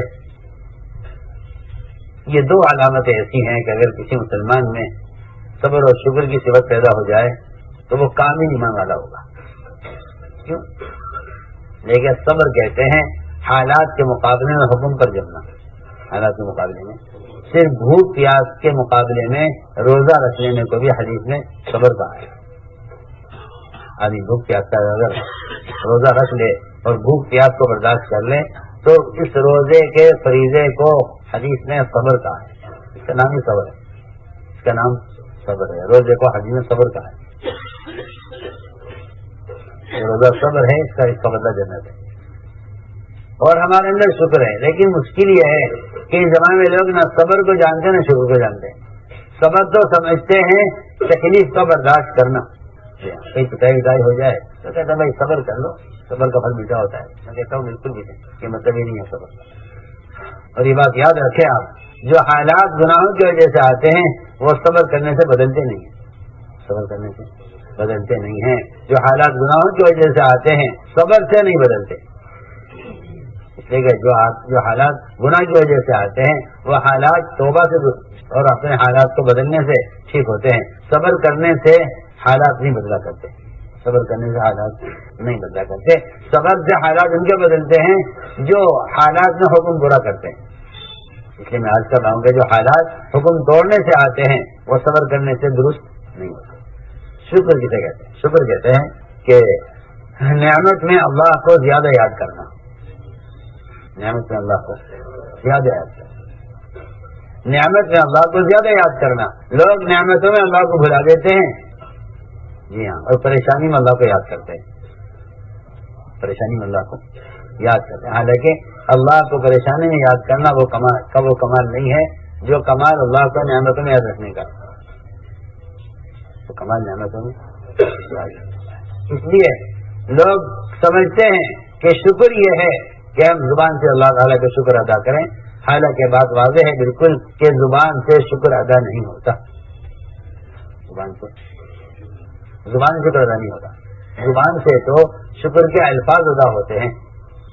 زبان سے شکر کے الفاظ ادا ہوتے ہیں. شکر نہیں ادا ہوتا. الفاظ کا ادا ہونا اور ہے. شکر تو عمل ہے. شکر قول نہیں ہے. اور شکر زبان سے ادا نہیں ہوتا. آپ وہ کیجئے، بدن کے سارے اعضاء نعمت سے فائدہ اٹھائیں، بدن کے سارے اعضاء نعمت سے فائدہ اٹھائیں اور زبان شکر ادا کر دیں. سارے بدن کے اعضاء نعمت سے فائدہ اٹھاتے ہیں اور سب کی طرف سے زبان شکر ادا کریں. بڑی بے انصافی کی بات ہے، بڑی بے انصافی کی بات. بلکہ حقیقت یہ ہے کہ سارے بدن کے اعضاء سے شکر ادا کیا جائے گا. آپ ہر عضو کو حکم پر لائیں شکر ادا کرنے کے لیے اور اپنے آپ کو دعوت عبادت میں تھکائیں. یہ ہے نعمت کا شکر. تو سمجھتے تھے جو لوگ اپنی صلاحیتوں کو دعوت عبادت پر صرف نہیں کر رہے ہیں وہ اللہ تعالیٰ کی نعمت کے اصل ناشکر ہیں. جی ہاں، اس لیے نعمت سے ضرورت کا پورا ہونا شکر نہیں ہے، بلکہ نعمت سے اللہ کے حکم کا پورا ہونا شکر ہے. ورنہ نعمت سے تو کافر بھی ضرورت پوری کر رہا ہے. سچی بات. اس کو کافر کہا ہے، شاکر نہیں کہا ہے. شاکر کون ہے؟ شاکر وہ ہے جو نعمت سے حکم پورا کرے. ایک ہے نعمت سے ضرورت پورا کرنا. نعمت سے ضرورت کا پورا کرنے والا تو کافر بھی ہے. اللہ اس کو کافر کو نعمتیں دے رہے ہیں، وہ نعمت سے اپنی خواہشات پوری کر رہا ہے. سوال اس بات کا ہے کہ اللہ نے جو نعمتیں دی ہیں اس نعمت سے اللہ کا حکم کتنا پورا ہوا ہے. اسے میں نے آپ کو عبادت میں تھکا کر یہ سمجھایا ہے کہ بدن کو دعوت عبادت میں تھکانا یہ نعمت کا شکر ہے. افلا اکون عبدا شکورا. لوگ سمجھتے تھے کہ زیادہ نمازوں سے وہ پڑھے جو زیادہ گناہ گار ہو تاکہ نماز سے گناہ معاف ہو جائے. صحابہ کا ایک تصور تھا یہ کہ زیادہ عمل وہ کرے جس نے گناہ زیادہ کیے ہیں. اسی لیے صحابہ نے سوال کیا تھا کہ اگر آپ صلی اللہ علیہ وسلم اپنے آپ کو کیوں تھکا رہے ہیں عبادت میں جب اللہ نے سارے گناہ معاف کیے اور آپ معصوم گناہوں سے. حضرت عائشہ نے بھی سوال کیا کہ آپ اتنا کیوں تھکاتے ہیں اپنے آپ کو، اللہ نے آپ سارے گناہ معاف کر دیا. تو عبادت میں تھکانا صرف معصیت کو معاف کرانے کے لیے نہیں ہے. عبادت میں تھکانا اپنے آپ کو یہ شکر کا تقاضا ہے. یہ شکر کا تقاضا ہے. اب میں خدا کو عبدا شکورا کہ کیا میں شکر گزار بندہ نہ بنوں کہ اللہ نے مجھ پر یہ انعام کیا ہے. تو میں نے عرض کیا کہ شکر اسے کہتے ہیں. شکر اس کو آدمی تو جو نعمتیں اللہ نے دی ہیں ان نعمتوں کو حکم پر خرچ کرے، یہ شکر کا تقاضا ہے. پھر عرض کیا گیا ہمارے اندر ایک صفت یہ ہے کہ ہم جس بات کو طے کر لیتے ہیں اس پر جم جاتے ہیں. ہمارے اندر مداحنت نہیں ہے. ہمارے اندر مداحنت نہیں ہے. استقامت کسے کہتے ہیں؟ استقامت کہتے ہیں حالات کے آنے میں حکم پر جمنا اور کسی حق بات کے کہنے میں مخلوق کے ملامت کی پرواہ نہ کرنا. ہم اس بات کو طے کر لیتے ہیں اس پر جم جاتے ہیں. سر ہمیں کسی کی ملامت یا کسی کا خوف دلانا یہ ہمیں ہماری بات سے ہٹاتا نہیں ہے. اس لیے کہتے ہیں کہ استقامت مخلصین کو حاصل ہوتی ہے کیونکہ مخلصین نہ کسی کی تعریف سے خوش ہوتے ہیں نہ کسی کے ملامت سے غمگین ہوتے ہیں. ملامت سے غمگین نہیں ہوتے اور تعریف سے خوش نہیں ہوتے. اس لیے ان کو استقامت حاصل ہوتی ہے. تو انہوں نے عرض کیا کہ ہمارے اندر صفت یہ ہے کہ ہم اس بات کو طے کر لیں اس پر جم جاتے ہیں. ایک صفت یہ ہے کہ ہم اللہ کے ہر فیصلے سے راضی رہتے ہیں کیونکہ اللہ کا فیصلہ ہو، مجھ سے اپنے نظر ظاہر کرتے ہیں. ایک صفت ہمارے اندر یہ ہے کہ اگر ہمارے دشمن پر کوئی مصیبت آ جائے ہم اس سے خوش نہیں ہوتے. ہم اس سے ابن عباس رضی اللہ تعالیٰ عنہ کو ایک آدمی نے گالی دی، برا کہا کہ تم مجھے برا کہہ رہے. حالانکہ میرے اندر ایک صفت یہ ہے کہ اگر مسلمانوں کے علاقے میں بارش ہوتی ہے تو مجھے خوشی ہوتی ہے. اس لیے دلوں کا نفاق ہے یہ مسلمانوں پر آنے والے حالات سے خوش ہونا، اگر جو مسلمان تمہارا دشمن کیوں نہ ہو. آپ غور کیجیے صحابہ کرام ستانے والے کافروں پر آنے والے حالات سے خوش نہیں ہوتے تھے. اس زمانے کا مسلمان پر آنے والے حالات سے خوش ہوتا ہے کیونکہ یہ اس کا مخالف ہے. یہ اس کا مخالف ہے. انہوں نے کہا جی ہم اندر یہ صفت یہ ہے اگر ہمارے دشمن پر کوئی مصیبت آتی ہے ہم اس سے خوشی نہیں ہوتی کہ بھائی بہرحال یہ بھی انسان ہے، اس پر مصیبت آئی ہے. آپ نے فرمایا تمہارے اندر وہ خصلتیں ہیں کہ قریب تھا کہ سب کے سب نبی ہو جاتے. اللہ نہ صحابی فرمایا روایت میں نہ ولی فرمایا ان کو، بلکہ فرمایا کہ قریب تھے کہ سب کے سب نبی ہو جاتے. کاذب یکون انبیاء فرمایا قریب تھا کہ سب کے سب نبی ہو جاتے اپنی اعلیٰ خصلتوں کی وجہ سے. تو میں یہ تو ساری بات کا خلاصہ میرا تو یہ حل کرنے کا کہ میرے دوستو عزیزوں، ہر مسلمان مرد عورت کے ذمے ہے اپنے ایمان کو حدیث پر پیش کرے اور فیصلہ کرے کہ ایمان ہے یا نہیں. دوسری بات، یہ جو فرائض کے ادا کرنے پر ہم اسلام کی طرف سے مطمئن ہیں، ذرا غور کریں کہ ایمان ان احادیث سے بکھرا ہوا ہے، اور یہ علامتیں ایمان کی علامتیں غیر علامت نہیں پائی جا رہی ہے تو ناقص ایمان ہے، اور اس ناقص ایمان کو کامل کرنے کا حکم ہے. یہ نہیں کہ ایک زائد چیز ہے. لوگ کمال ایمان کو نفل سمجھتے ہیں، کمال ایمان فرض ہے، کمال ایمان فرض ہے. ہم آپ کہاں سو رہے ہیں؟ کمال ایمان فرض ہے اور لوگ کمال ایمان کو نفل سمجھتے ہیں. دیکھو سمجھ آئی نہیں آئی؟ لوگ کمال ایمان کو نفل سمجھتے ہیں. لیکن ایسے تو ایمان اتنا ہونا تو فرض ہے، باقی اس سے زیادہ کسی کے پاس ہو تو ہوگا کرے، ٹھیک ہے، نفل ہے. ایسا کمال ایمان فرض ہے. یہ مت سوچنا کبھی کہ ناقص ایمان تو فرض ہے، کمال ایمان نفل ہے. اور ایمان کامل نہیں ہوتا جب تک مسلمان کا حلیہ سنت کے مطابق نہ ہو. میں قسم کھا کر کہہ سکتا ہوں، جو لوگ اس سنت کے حلیے پر نہیں ہیں، پکی بات ہے. اور صاف فرما گئے کہ جن کا حلیہ سنت کے مطابق نہیں ہے، ان کے ایمان میں فرق ہے، ان کے ایمان میں فرق ہے، وہ ناقص ایمان سے راضی ہو گئے. اس لیے ہم نے عرض کیا کہ دو چیزیں ہیں ایمان کی علامت، دو چیزیں ایمان کی علامت ہیں، اور ایک چیز ایمان کی تکمیل کا سبب ہے، اور دو چیزیں ایمان کے وجود کی علامت. دو چیزیں ایمان کے وجود کی علامت ہیں اور دو چیزیں کمال ایمان کی علامت. دو چیزیں، ایک اتباع سنت، اور دوسرے ایمان کے وجود کی علامت منکر کو دیکھ کر غمگین اور پریشان ہو جانا ہے. علماء نے لکھا ہے جس آدمی کو کسی منکر کو دیکھ کر غصہ نہ آئے، سننا مجھے بات دیا، علماء نے لکھا ہے جس آدمی کو منکر کو دیکھ کر غصہ نہ آئے، اس کے ایمان کا ذائقہ ختم ہو چکا ہے. سمجھ گئے؟ اس آدمی کو غصہ نہ آئے، اس کا ایمان کا ذائقہ، وہ اس کا ایمان کا مزہ ہی بدل چکا ہے. وہ بیمار ہے، وہ بیمار ہے. آپ کسی بخار کے آدمی کو شکر کھلائیے تو رہے گا کڑوی شکر لائے. اس طرح ایک بیمار کے زبان کا ذائقہ اتنا بدل جاتا ہے کہ اس کو شکر کڑوی معلوم ہوتی ہے. اسی طرح میں عرض کرنا چاہتا کہ جو شخص منکر کو دیکھ کر ناراض نہ ہو، اس کا ایمان کا ذائقہ ختم ہو. کیوں؟ اس لیے کہ یہ سب سے کمزور ایمان کی علامت ہے. یہ سب سے کمزور ایمان کی علامت ہے. ضعیف ترین ایمان اس آدمی کا ایمان ہے جو منکر کو دیکھ کر صرف غمگین ہوتا ہو. منکر کو دیکھ کر صرف زبان سے تو کچھ نہیں کہہ رہا ہے لیکن دل سے غم کر رہا ہے. یہ اس کا مطلب یہ کہ اس کا ایمان ضعیف ترین ایمان ہے، اس کا کمزور ترین ایمان. سوچیے نا، میں آپ کا غور کریں میں کیا کہہ رہا ہوں. ضعیف ترین ایمان اس شخص کا ہے جو صرف منکر کو دیکھ کر دل سے غمگین ہو رہا ہے. اگر وہ دل کے ذریعے اس کو بدلنا چاہتا ہے، اگر دل کے ذریعے بدلنا چاہتا ہے، دل کے ذریعے بدلنے کے دو مطلب ہیں. ایک دعا کے ذریعے بدلنا چاہتا ہے، ایک غم کے ذریعے بدلنا، اے اللہ اس منکر کو ختم کر دے.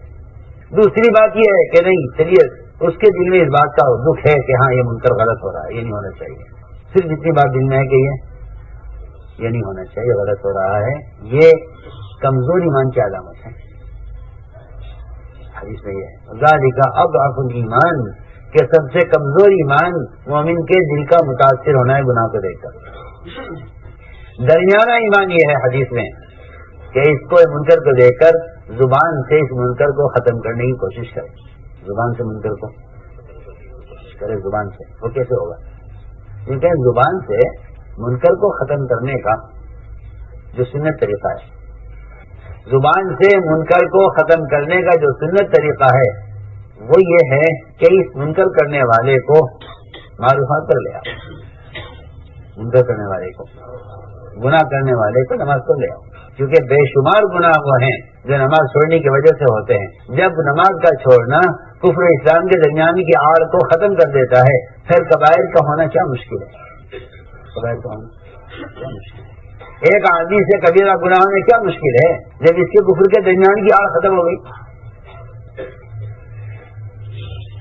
اس لیے ہم کہتے ہیں کہ منکر سے روکنا مقدم نہیں ہے، معروف پر لانا مقدم ہے. معروف پر لانا مقدم ہے کیونکہ عموم مقدم ہوتا ہے خصوص پر. منکر سے روکنا تو مشروط ہے. ان لم یستطیع بلسانہ ان لم یستطیع بقلبہ. لیکن کسی کو نیکی پر آمادہ کرنے کے لیے استطاعت شرط نہیں ہے. نہ علم شرط ہے، نہ عمل شرط ہے، نہ طاقت شرط ہے، نہ سلطنت شرط ہے، کچھ نہیں ہے. کمزور سے کمزور مسلمان دوسرے مسلمان کو نماز کی دعوت دے سکتا ہے. آگے نماز پڑھ لیں. اور یہ بات یقینی ہے کہ معروفات میں منکر سے روکنے کی وہ طاقت ہے جو نہ تعزیرات میں ہے، نہ حدود میں ہے، نہ سزا میں ہے، نہ قوانین میں ہے. کسی میں وہ طاقت نہیں ہے. کسی میں وہ طاقت منکر سے روکنے کی نہیں ہے جو طاقت منکر سے روکنے کی کس میں ہے؟ معروفات میں ہے. بہت اہم بات ہے. اس لیے قرآن نے حدیث نے ہر جگہ امر معروف کو مقدم کیا ہے. کیوں؟ اس لیے کہ امر معروف کے اندر منکر چھپا ہوا ہے. اور اس کی وجہ یہ ہے کہ منکر میں آدمی اس لیے پڑھا ہے کہ معروفات چھوڑ دیے ہیں. اگر معروفات پر آ جائے تو منکرات خود چھوڑ دے گا. ایک صحابی نے کہا یہ فلاں آدمی ہے، نماز بھی پڑھتا ہے، چوری بھی کرتا ہے. فرمایا کہ اس کی نماز چوری سے روک دے گی ہم قریب. تو میں نے عرض کیا کہ زبان سے لوگوں کو نیکی پر آمادہ کرنا یہ درمیانہ ایمان ہے.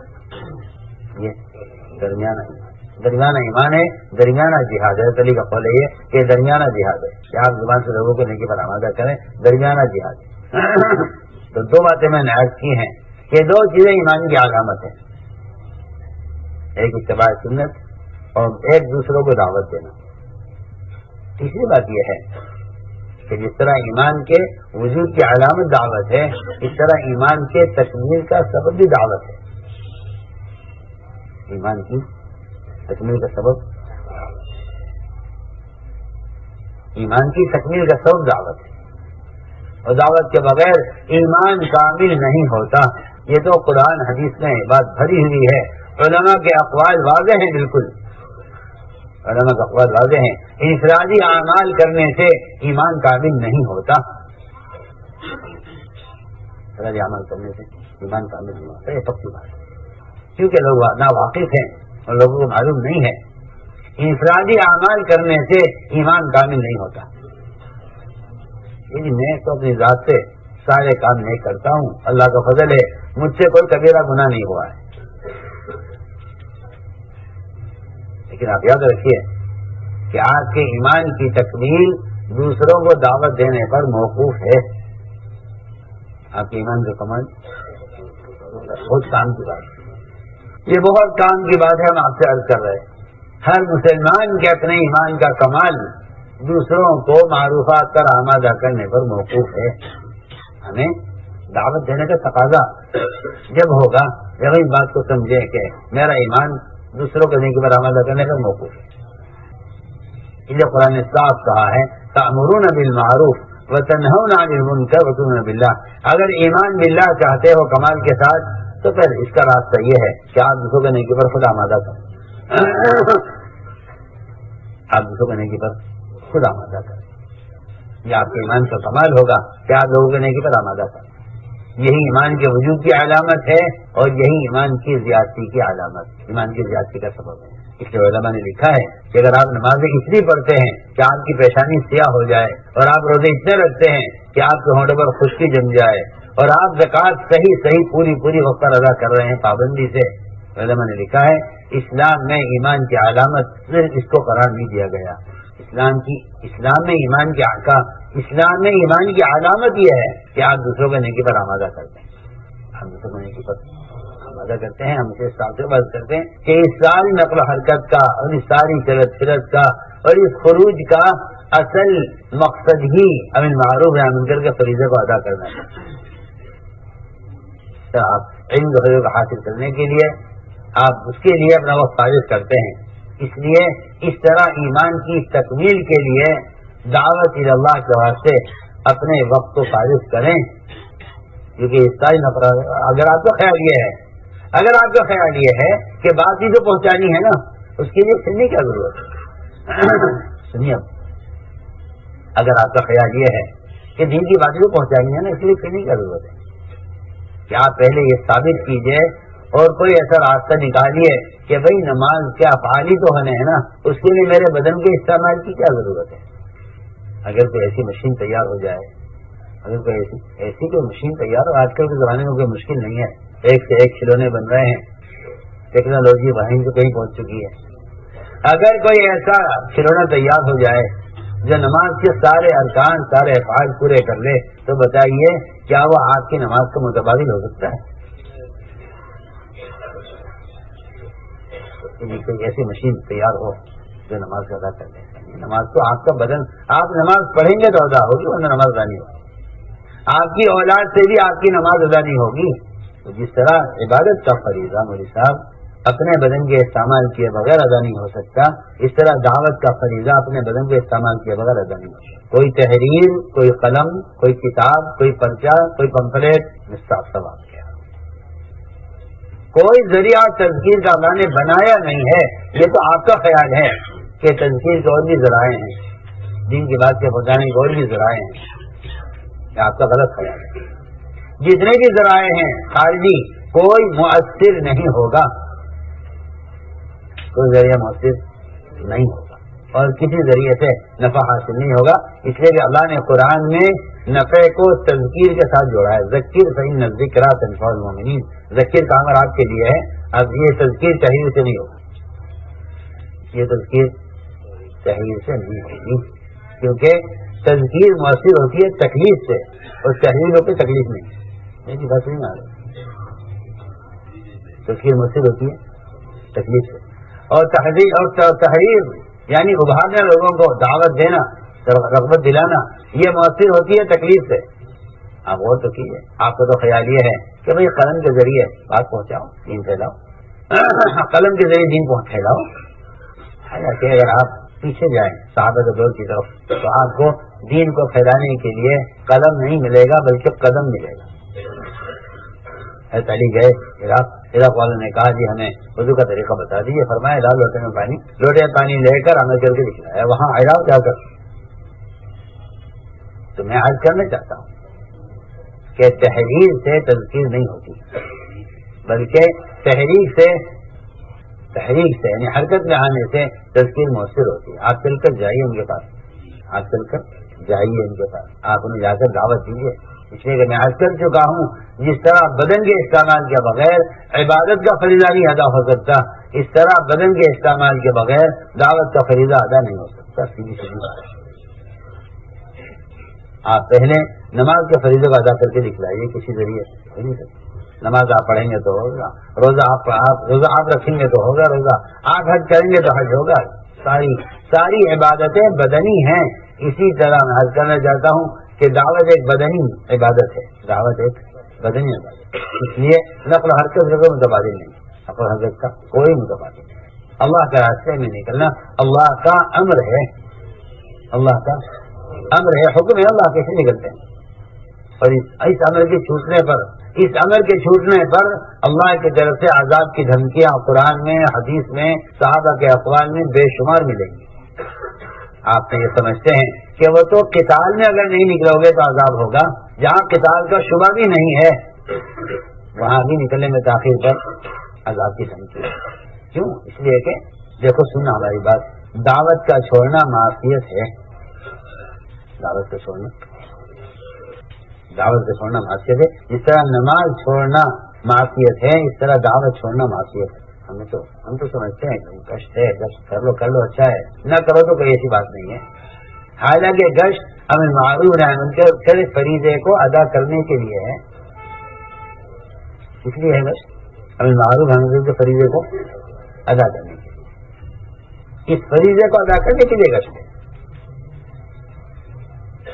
اگر کوئی کہا جائے اگر یہ کہا جائے کہ گشت کرو گے تو ایمان کامل ہوگا، تو بیچارے بعض لوگوں کو اس پر اعتراض ہوتا ہے کہ بھائی گشت سے ایمان کے کامل ہونے کیا تعلق ہے؟ گشت سے ایمان کے کامل ہونے کا کیا تعلق ہے؟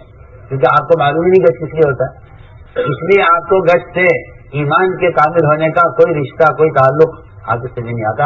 آپ اسے انکار کر دیتے ہیں کہ نہیں، غلط کہہ رہے ہیں یہ لوگ۔ پہلے آپ معلوم کیجئے گشت کا موضوع کیا ہے، گشت کس لیے ہے، کہ گشت امر معروف نہی منکر کے فریضے کو ادا کرنے کے لیے. اگر آپ یہ کہہ دیں گے کہ گشت کے بغیر ایمان کامل نہیں ہوتا تو ایک سی بات جا کے لوگ پوچھیں گے مفتی صاحب سے کہ جی وہاں یہ بیان ہو رہا تھا ٹھیک ہے کہنے کا غلط ہے. کیا کہیں گے وہ تو غلط کہا ایسا نہیں. اور اگر جا کے پوچھو کہ کیا مفتی صاحب یہ بتلائیے کہ اگر ایک مسلمان امر معروف نہیں کرے گا اور نہی منکر نہیں کرے گا تو کیا اس عمل کے چھوڑنے سے ایمان میں کمی آئے گی؟ یہاں آئے گی. کیوں؟ اس لیے کہ قرآن میں صاف ہے کہ دوسروں کو معروفات پر آمادہ کرنا، دوسروں کو نیکی پر لانے کی کوشش کرنا اور دوسروں کو منکر سے بچانے کی کوشش کرنا یہ ایمان کی تکمیل کا سبب ہے. یہ لکھا ہوا ہے حدیث میں قرآن میں بے شمار ملے گا جگہ جگہ. اگر اتنی بات کہہ دی جائے کہ گشت کے بغیر ایمان کامل نہیں ہوتا تو لوگ کیا کریں گے؟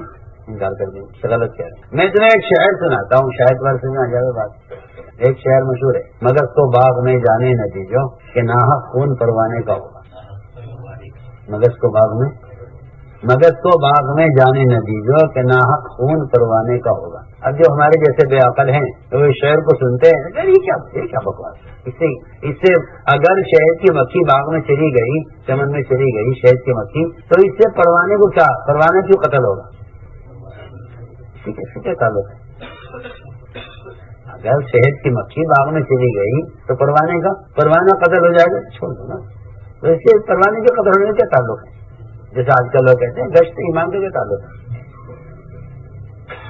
اس سے کہا جائے گا ارے بیوقوف آدمی، تجھے شہر کا ذوق نہیں ہے تو اس پر غور کرے گا تو پتہ چلے گا کہ جب یہ شہد کی مکھی چمن میں جائے گی اور یہ وہاں رس چوسے گی اور وہاں سے رس چوس کر پھر یہ لا کر اپنے چھتے میں شہد تیار کرے گی. اس شہد کے ساتھ ساتھ اس میں موم بنے گا، پھر اس موم کی موم بتی بنے گی، اس سے شمع جلے گی اور شمع پہ پروانے آئیں گے تو پھر پروانے اس شمع پر جلیں گے. ایسے ہی.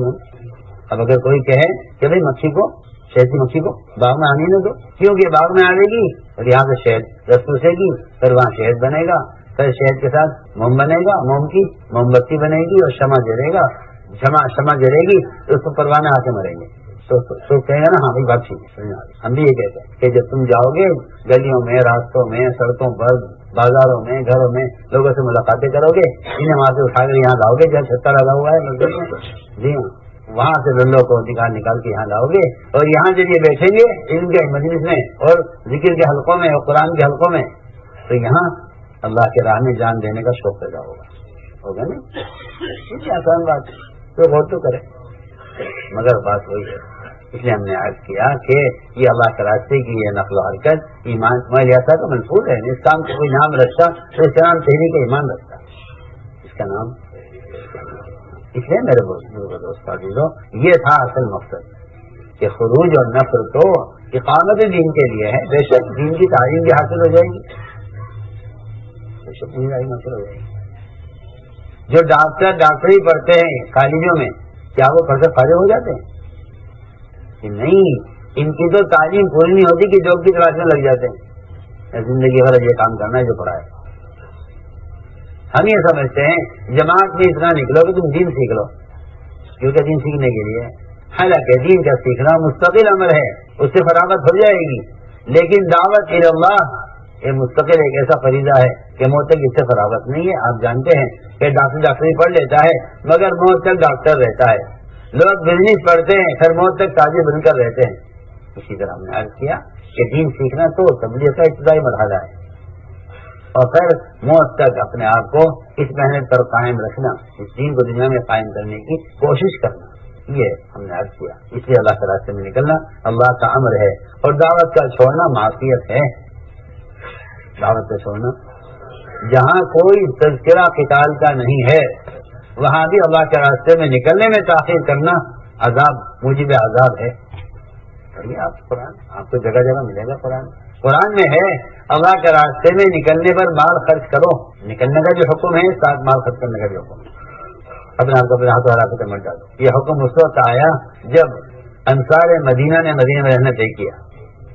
لوگ اگر یہ کہتے ہیں کہ وہ تو قتال کے لیے نکلنا تھا تو میں کہتا ہوں کہ عمر رضی اللہ تعالیٰ عنہ زکوٰۃ روکنے والوں سے قتال کے بارے میں اختلاف کرتے تھے. ابوبکر صدیق سے کہا بھی کہ ابوبکر آپ کیوں قتال کر رہے ہیں؟ نماز پڑھتے ہیں، روزہ رکھتے ہیں، حج کرتے ہیں، کلمہ پڑھتے ہیں، آپ ایک زکوٰۃ اگر یہ نہیں دے رہے، مال کی محبت آ گئی اس وقت، اب ٹھیک ہو جائے گا، آپ ترغیب دیجیے، آپ ان سے قتال کیوں کر رہے ہیں؟ آپ ان کے لیے جماعت کیوں روانہ کر رہے ہیں؟ میں مدینہ خالی کروں گا اس کے لیے. آپ سوچیے تو صحیح، کیا وہ سب مسلمان نہیں تھے؟ کیا وہ سب مسلمان نہیں؟ سب مسلمان تھے، لیکن دین میں نقصان ہو اور مدینہ سے جماعت روانہ نہ ہو، یہ نہیں ہو سکتا. اس لیے ہم نے عرض کیا کہ اقامت دین کے لیے دعوت ہے، اقامت دین کے لیے نقل و حرکت ہے، اقامت دین کے لیے خروج ہے. اس لیے حدیث میں دین اور دین کی محنت کو برابر کہا گیا ہے، اور جب تک تم دین کی محنت پر نہیں آؤ گے یہ ذلت تمہارے اوپر سے ہٹائی نہیں جائے گی. آپ پڑھیے نا حدیث، لا ينزعوا حتى ترجعوا الى دينكم. بات شروع ہو رہی ہے دین کی محنت سے اور ختم ہو رہی ہے دین کے رد پر. آپ اس سے اندازہ کر لیجیے. اذا تبايعتم بالعين واخذتم عناب البقر ورضيتم بالزرع سلط الله عليكم ذلا. بڑھیا. مسلمان کے ذلیل ہونے کا سبب حدیث میں دین کے محنت کا چھوڑنا مسلمان کی ذلت کا سبب بیان کیا گیا ہے. بڑھیا حدیث. تم الجہاد صاف کہا ہے کہ اگر تم دین کی محنت چھوڑ دو گے دنیا میں مشغول ہو کر تو اللہ تم پر ایک ایسی ذلت مسلط کریں گے جو ہٹے گی نہیں جب تک تم دین کی طرف واپس نہ آ جاؤ. بتائیے یہ تھوڑی کہا تھا کہ تم نماز چھوڑ دو گے، روزہ چھوڑ دو گے، زکوٰۃ چھوڑ دو گے تو تم پر ذلت آ گئی. یہ نہیں ہے اس روایت میں، یہ نہیں ہے اس روایت میں. اس روایت میں صرف جہاد کا لفظ ہے، صرف جہاد کا لفظ کہ اگر تم دین کی محنت چھوڑ دو گے تو تم پر ذلت مسلط ہوگی اور یہ ذلت ہٹے گی نہیں تم سے. لا ينزعوا حتى ترجعوا الى دينكم. پڑھیے آپ حدیث عجیب روایت ہے. بات شروع ہو رہی ہے جہاد سے، ختم ہو رہی ہے دین پر. کیا مطلب ہے؟ اس کا مطلب یہی ہے کہ جو فرضیت، جو اہمیت دین کی ہے وہ اہمیت اللہ کے دین کو دنیا میں قائم کرنے کی محنت کی ہے. دونوں میں کوئی فرق نہیں، دونوں میں کوئی فرق. ہم اس لیے عمل کرتے ہیں کہ نفر اللہ کا امر ہے، ہم اس عمل کو پورا کرنے کے لیے کرتے ہیں اور ریاست کا محفوظ ہے اور چھپا ہوا ہے. کیونکہ اس زمانے میں کام کرنے والوں کے ذہن میں شیطان نے یہ وسوسہ پیدا کر دیا ہے کہ پھرنا ضروری نہیں ہے. یہ وسوسہ پیدا کیا پھرنا ضروری نہیں. حالانکہ خروج اور نفر یہ قوام دعوت ہے اور قوام دین ہے. قوام کہتے ہیں انسان مدار ہوتا ہے کسی چیز کا. آپ سمجھ لیجیے اس بات کو. اگر مسلمان کو دین کی یاد دلانے کے لیے، اگر مسلمان کو دین یاد دلانے کے لیے انسان کا کوئی متبادل ہوتا تو نکلنے میں تاخیر کرنے پر عذاب کی دھمکی نہ ہوتی. ٹھیک ہے، اگر آپ بھی کر رہے تو کیا بات ہے. اور اخبار، رسائل، آلات، موبائل اور بھی چیزیں ہیں نا دین پھیلانے کے لیے، اسے پھیلا دیجیے. اگر آپ نہیں نکل رہے تو کوئی بات نہیں ہے، اور بھی تو ذرائع ہیں دین پھیلانے کے. میں کہتا ہوں اگر کوئی متبادل اللہ کی طرف سے ہوتا تو پھر مسلمان کے نکلنے میں تاخیر کرنے پر عذاب کی دھمکی نہ ہوتی. نفر میں تاخیر پر عذاب کی دھمکی ہے، اسی لیے کہ اس کے علاوہ اللہ نے کسی اور چیز کو تشکیل کا ذریعہ نہیں بنایا.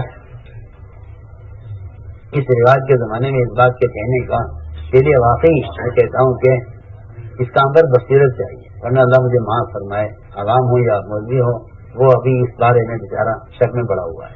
اس کے نزدیک باطل آلات دین کی اشاعت کے لیے مناسب ہیں.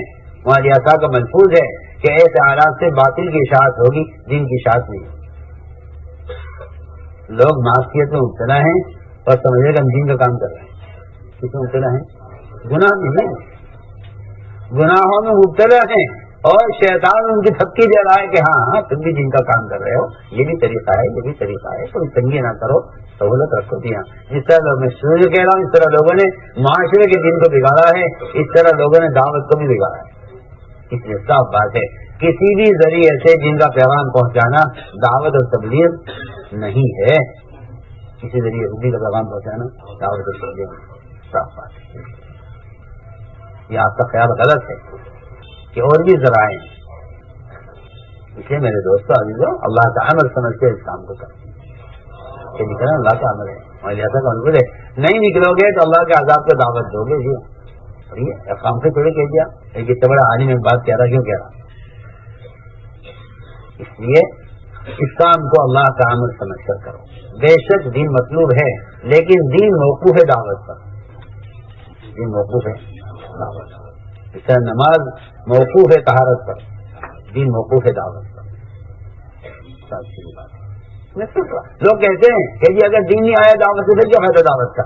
میں پوچھتا ہوں کہ اگر نماز سے مسائل حل نہ ہو تو کیا فائدہ نماز سے. کوئی کہہ سکتا ہے کہ جی میری زندگی تو بدلی نماز پڑھنے سے. میں تو نماز پڑھتا ہوں، میں تو نماز پڑھنے سے میری زندگی تو بدلی نہیں ہے، کیونکہ کہتے ہیں کہ نماز زندگی بدل جاتی ہے، تو میں تو نماز چھوڑ دوں گا کیونکہ میری زندگی بدلی نہیں. نماز مجھے کام ملے دہلی نماز کا وقت آئے میں کہا نماز پڑھنے کہ نہیں میں تو نماز پڑھتا نہیں، میں نہیں پڑھتے. کہنے لگے میں نے نماز پڑھ کے دیکھا ہے، اس سے کوئی تبدیلی نہیں آئی. اس فتنے میں آج مسلمان کو ڈالا جا رہا ہے کہ اگر آپ کو جماعت میں نکل کر فائدہ نہیں ہو رہا تو آپ چھوڑ دیجیے نا یہ کام. اسی کا ایک حصہ ہے کہ اگر آپ کو نماز سے اپنی زندگی میں تبدیلی محسوس نہیں ہوتی تو آپ دعوت چھوڑ دیجیے، کیونکہ نکلنا تو دین کے لیے ہے. جب نکلنے سے دین نہیں آ رہا ہے پھر کیا فائدہ نکلنے سے. علماء نے لکھا ہے اگر کوئی شخص نماز چھوڑنے کی وجہ سے روزہ بھی چھوڑ دے تو اس کو ڈبل گناہ ہوگا. نماز پڑھنے کا جو نا روزہ چھوڑنے کا بالکل مفتی شفیع صاحب نے لکھا ہے ماضی قرآن میں کہ ایسے اگر کوئی آدمی خود عمل نہ کرنے کی وجہ سے دوسروں کو دعوت نہ دے تو وہ ایسا ہے جیسا نماز پڑھنے کی وجہ سے روزہ نہیں چھوڑ دیا. یہ لکھا ہے کہ دعوت دینے میں کیا فائدہ، ہمیں تو کوئی فائدہ ہوگا نہیں. فائدہ ہو یا نہ ہو اللہ کا امر ہے پورا کرنا ہے. اگر ایک آدمی کی نماز سے زندگی نہیں بدلتی تو کیا نماز پڑھنے میں گنجائش ہوگی؟ بولو بھائی کوئی گنجائش ہو سکتی ہے؟ ایک آدمی ہے نماز پڑھتا ہے بیدین ہے، اب وہ یہ کہ جی نماز سے مجھے فائدہ نہیں ہو رہا تو نماز پڑھ دینی چاہیے. تو میں یہی کہنا چاہتا ہوں اگر کسی شخص کو دعوت اللہ سے فائدہ محسوس نہیں ہوتا تو اللہ کا یہ امر ہی سے پورا کرنا ہے عبادت کی طرف سے. سیدھی بات. اس لیے میں کہنا چاہتا تھا کہ یہ ایک وسوسہ ہے اس زمانے میں شیطان کا کہ بھائی دعوت کیا دعوت جب فائدہ نہیں ہو رہا دین اصل دین ہے، بے شک اصل دین ہے. اس لیے دوستو عزیزو یہ عزم کرو کہ انشاءاللہ ہمیں دعوت عبادت کو ہر حال میں جمع کرنا ہے. اس کے لیے ہمتیں کرو، قدم اٹھاؤ. تو علماء سال پورا کر چکے ہیں، عرب سال میں آپ کو پیش کریں.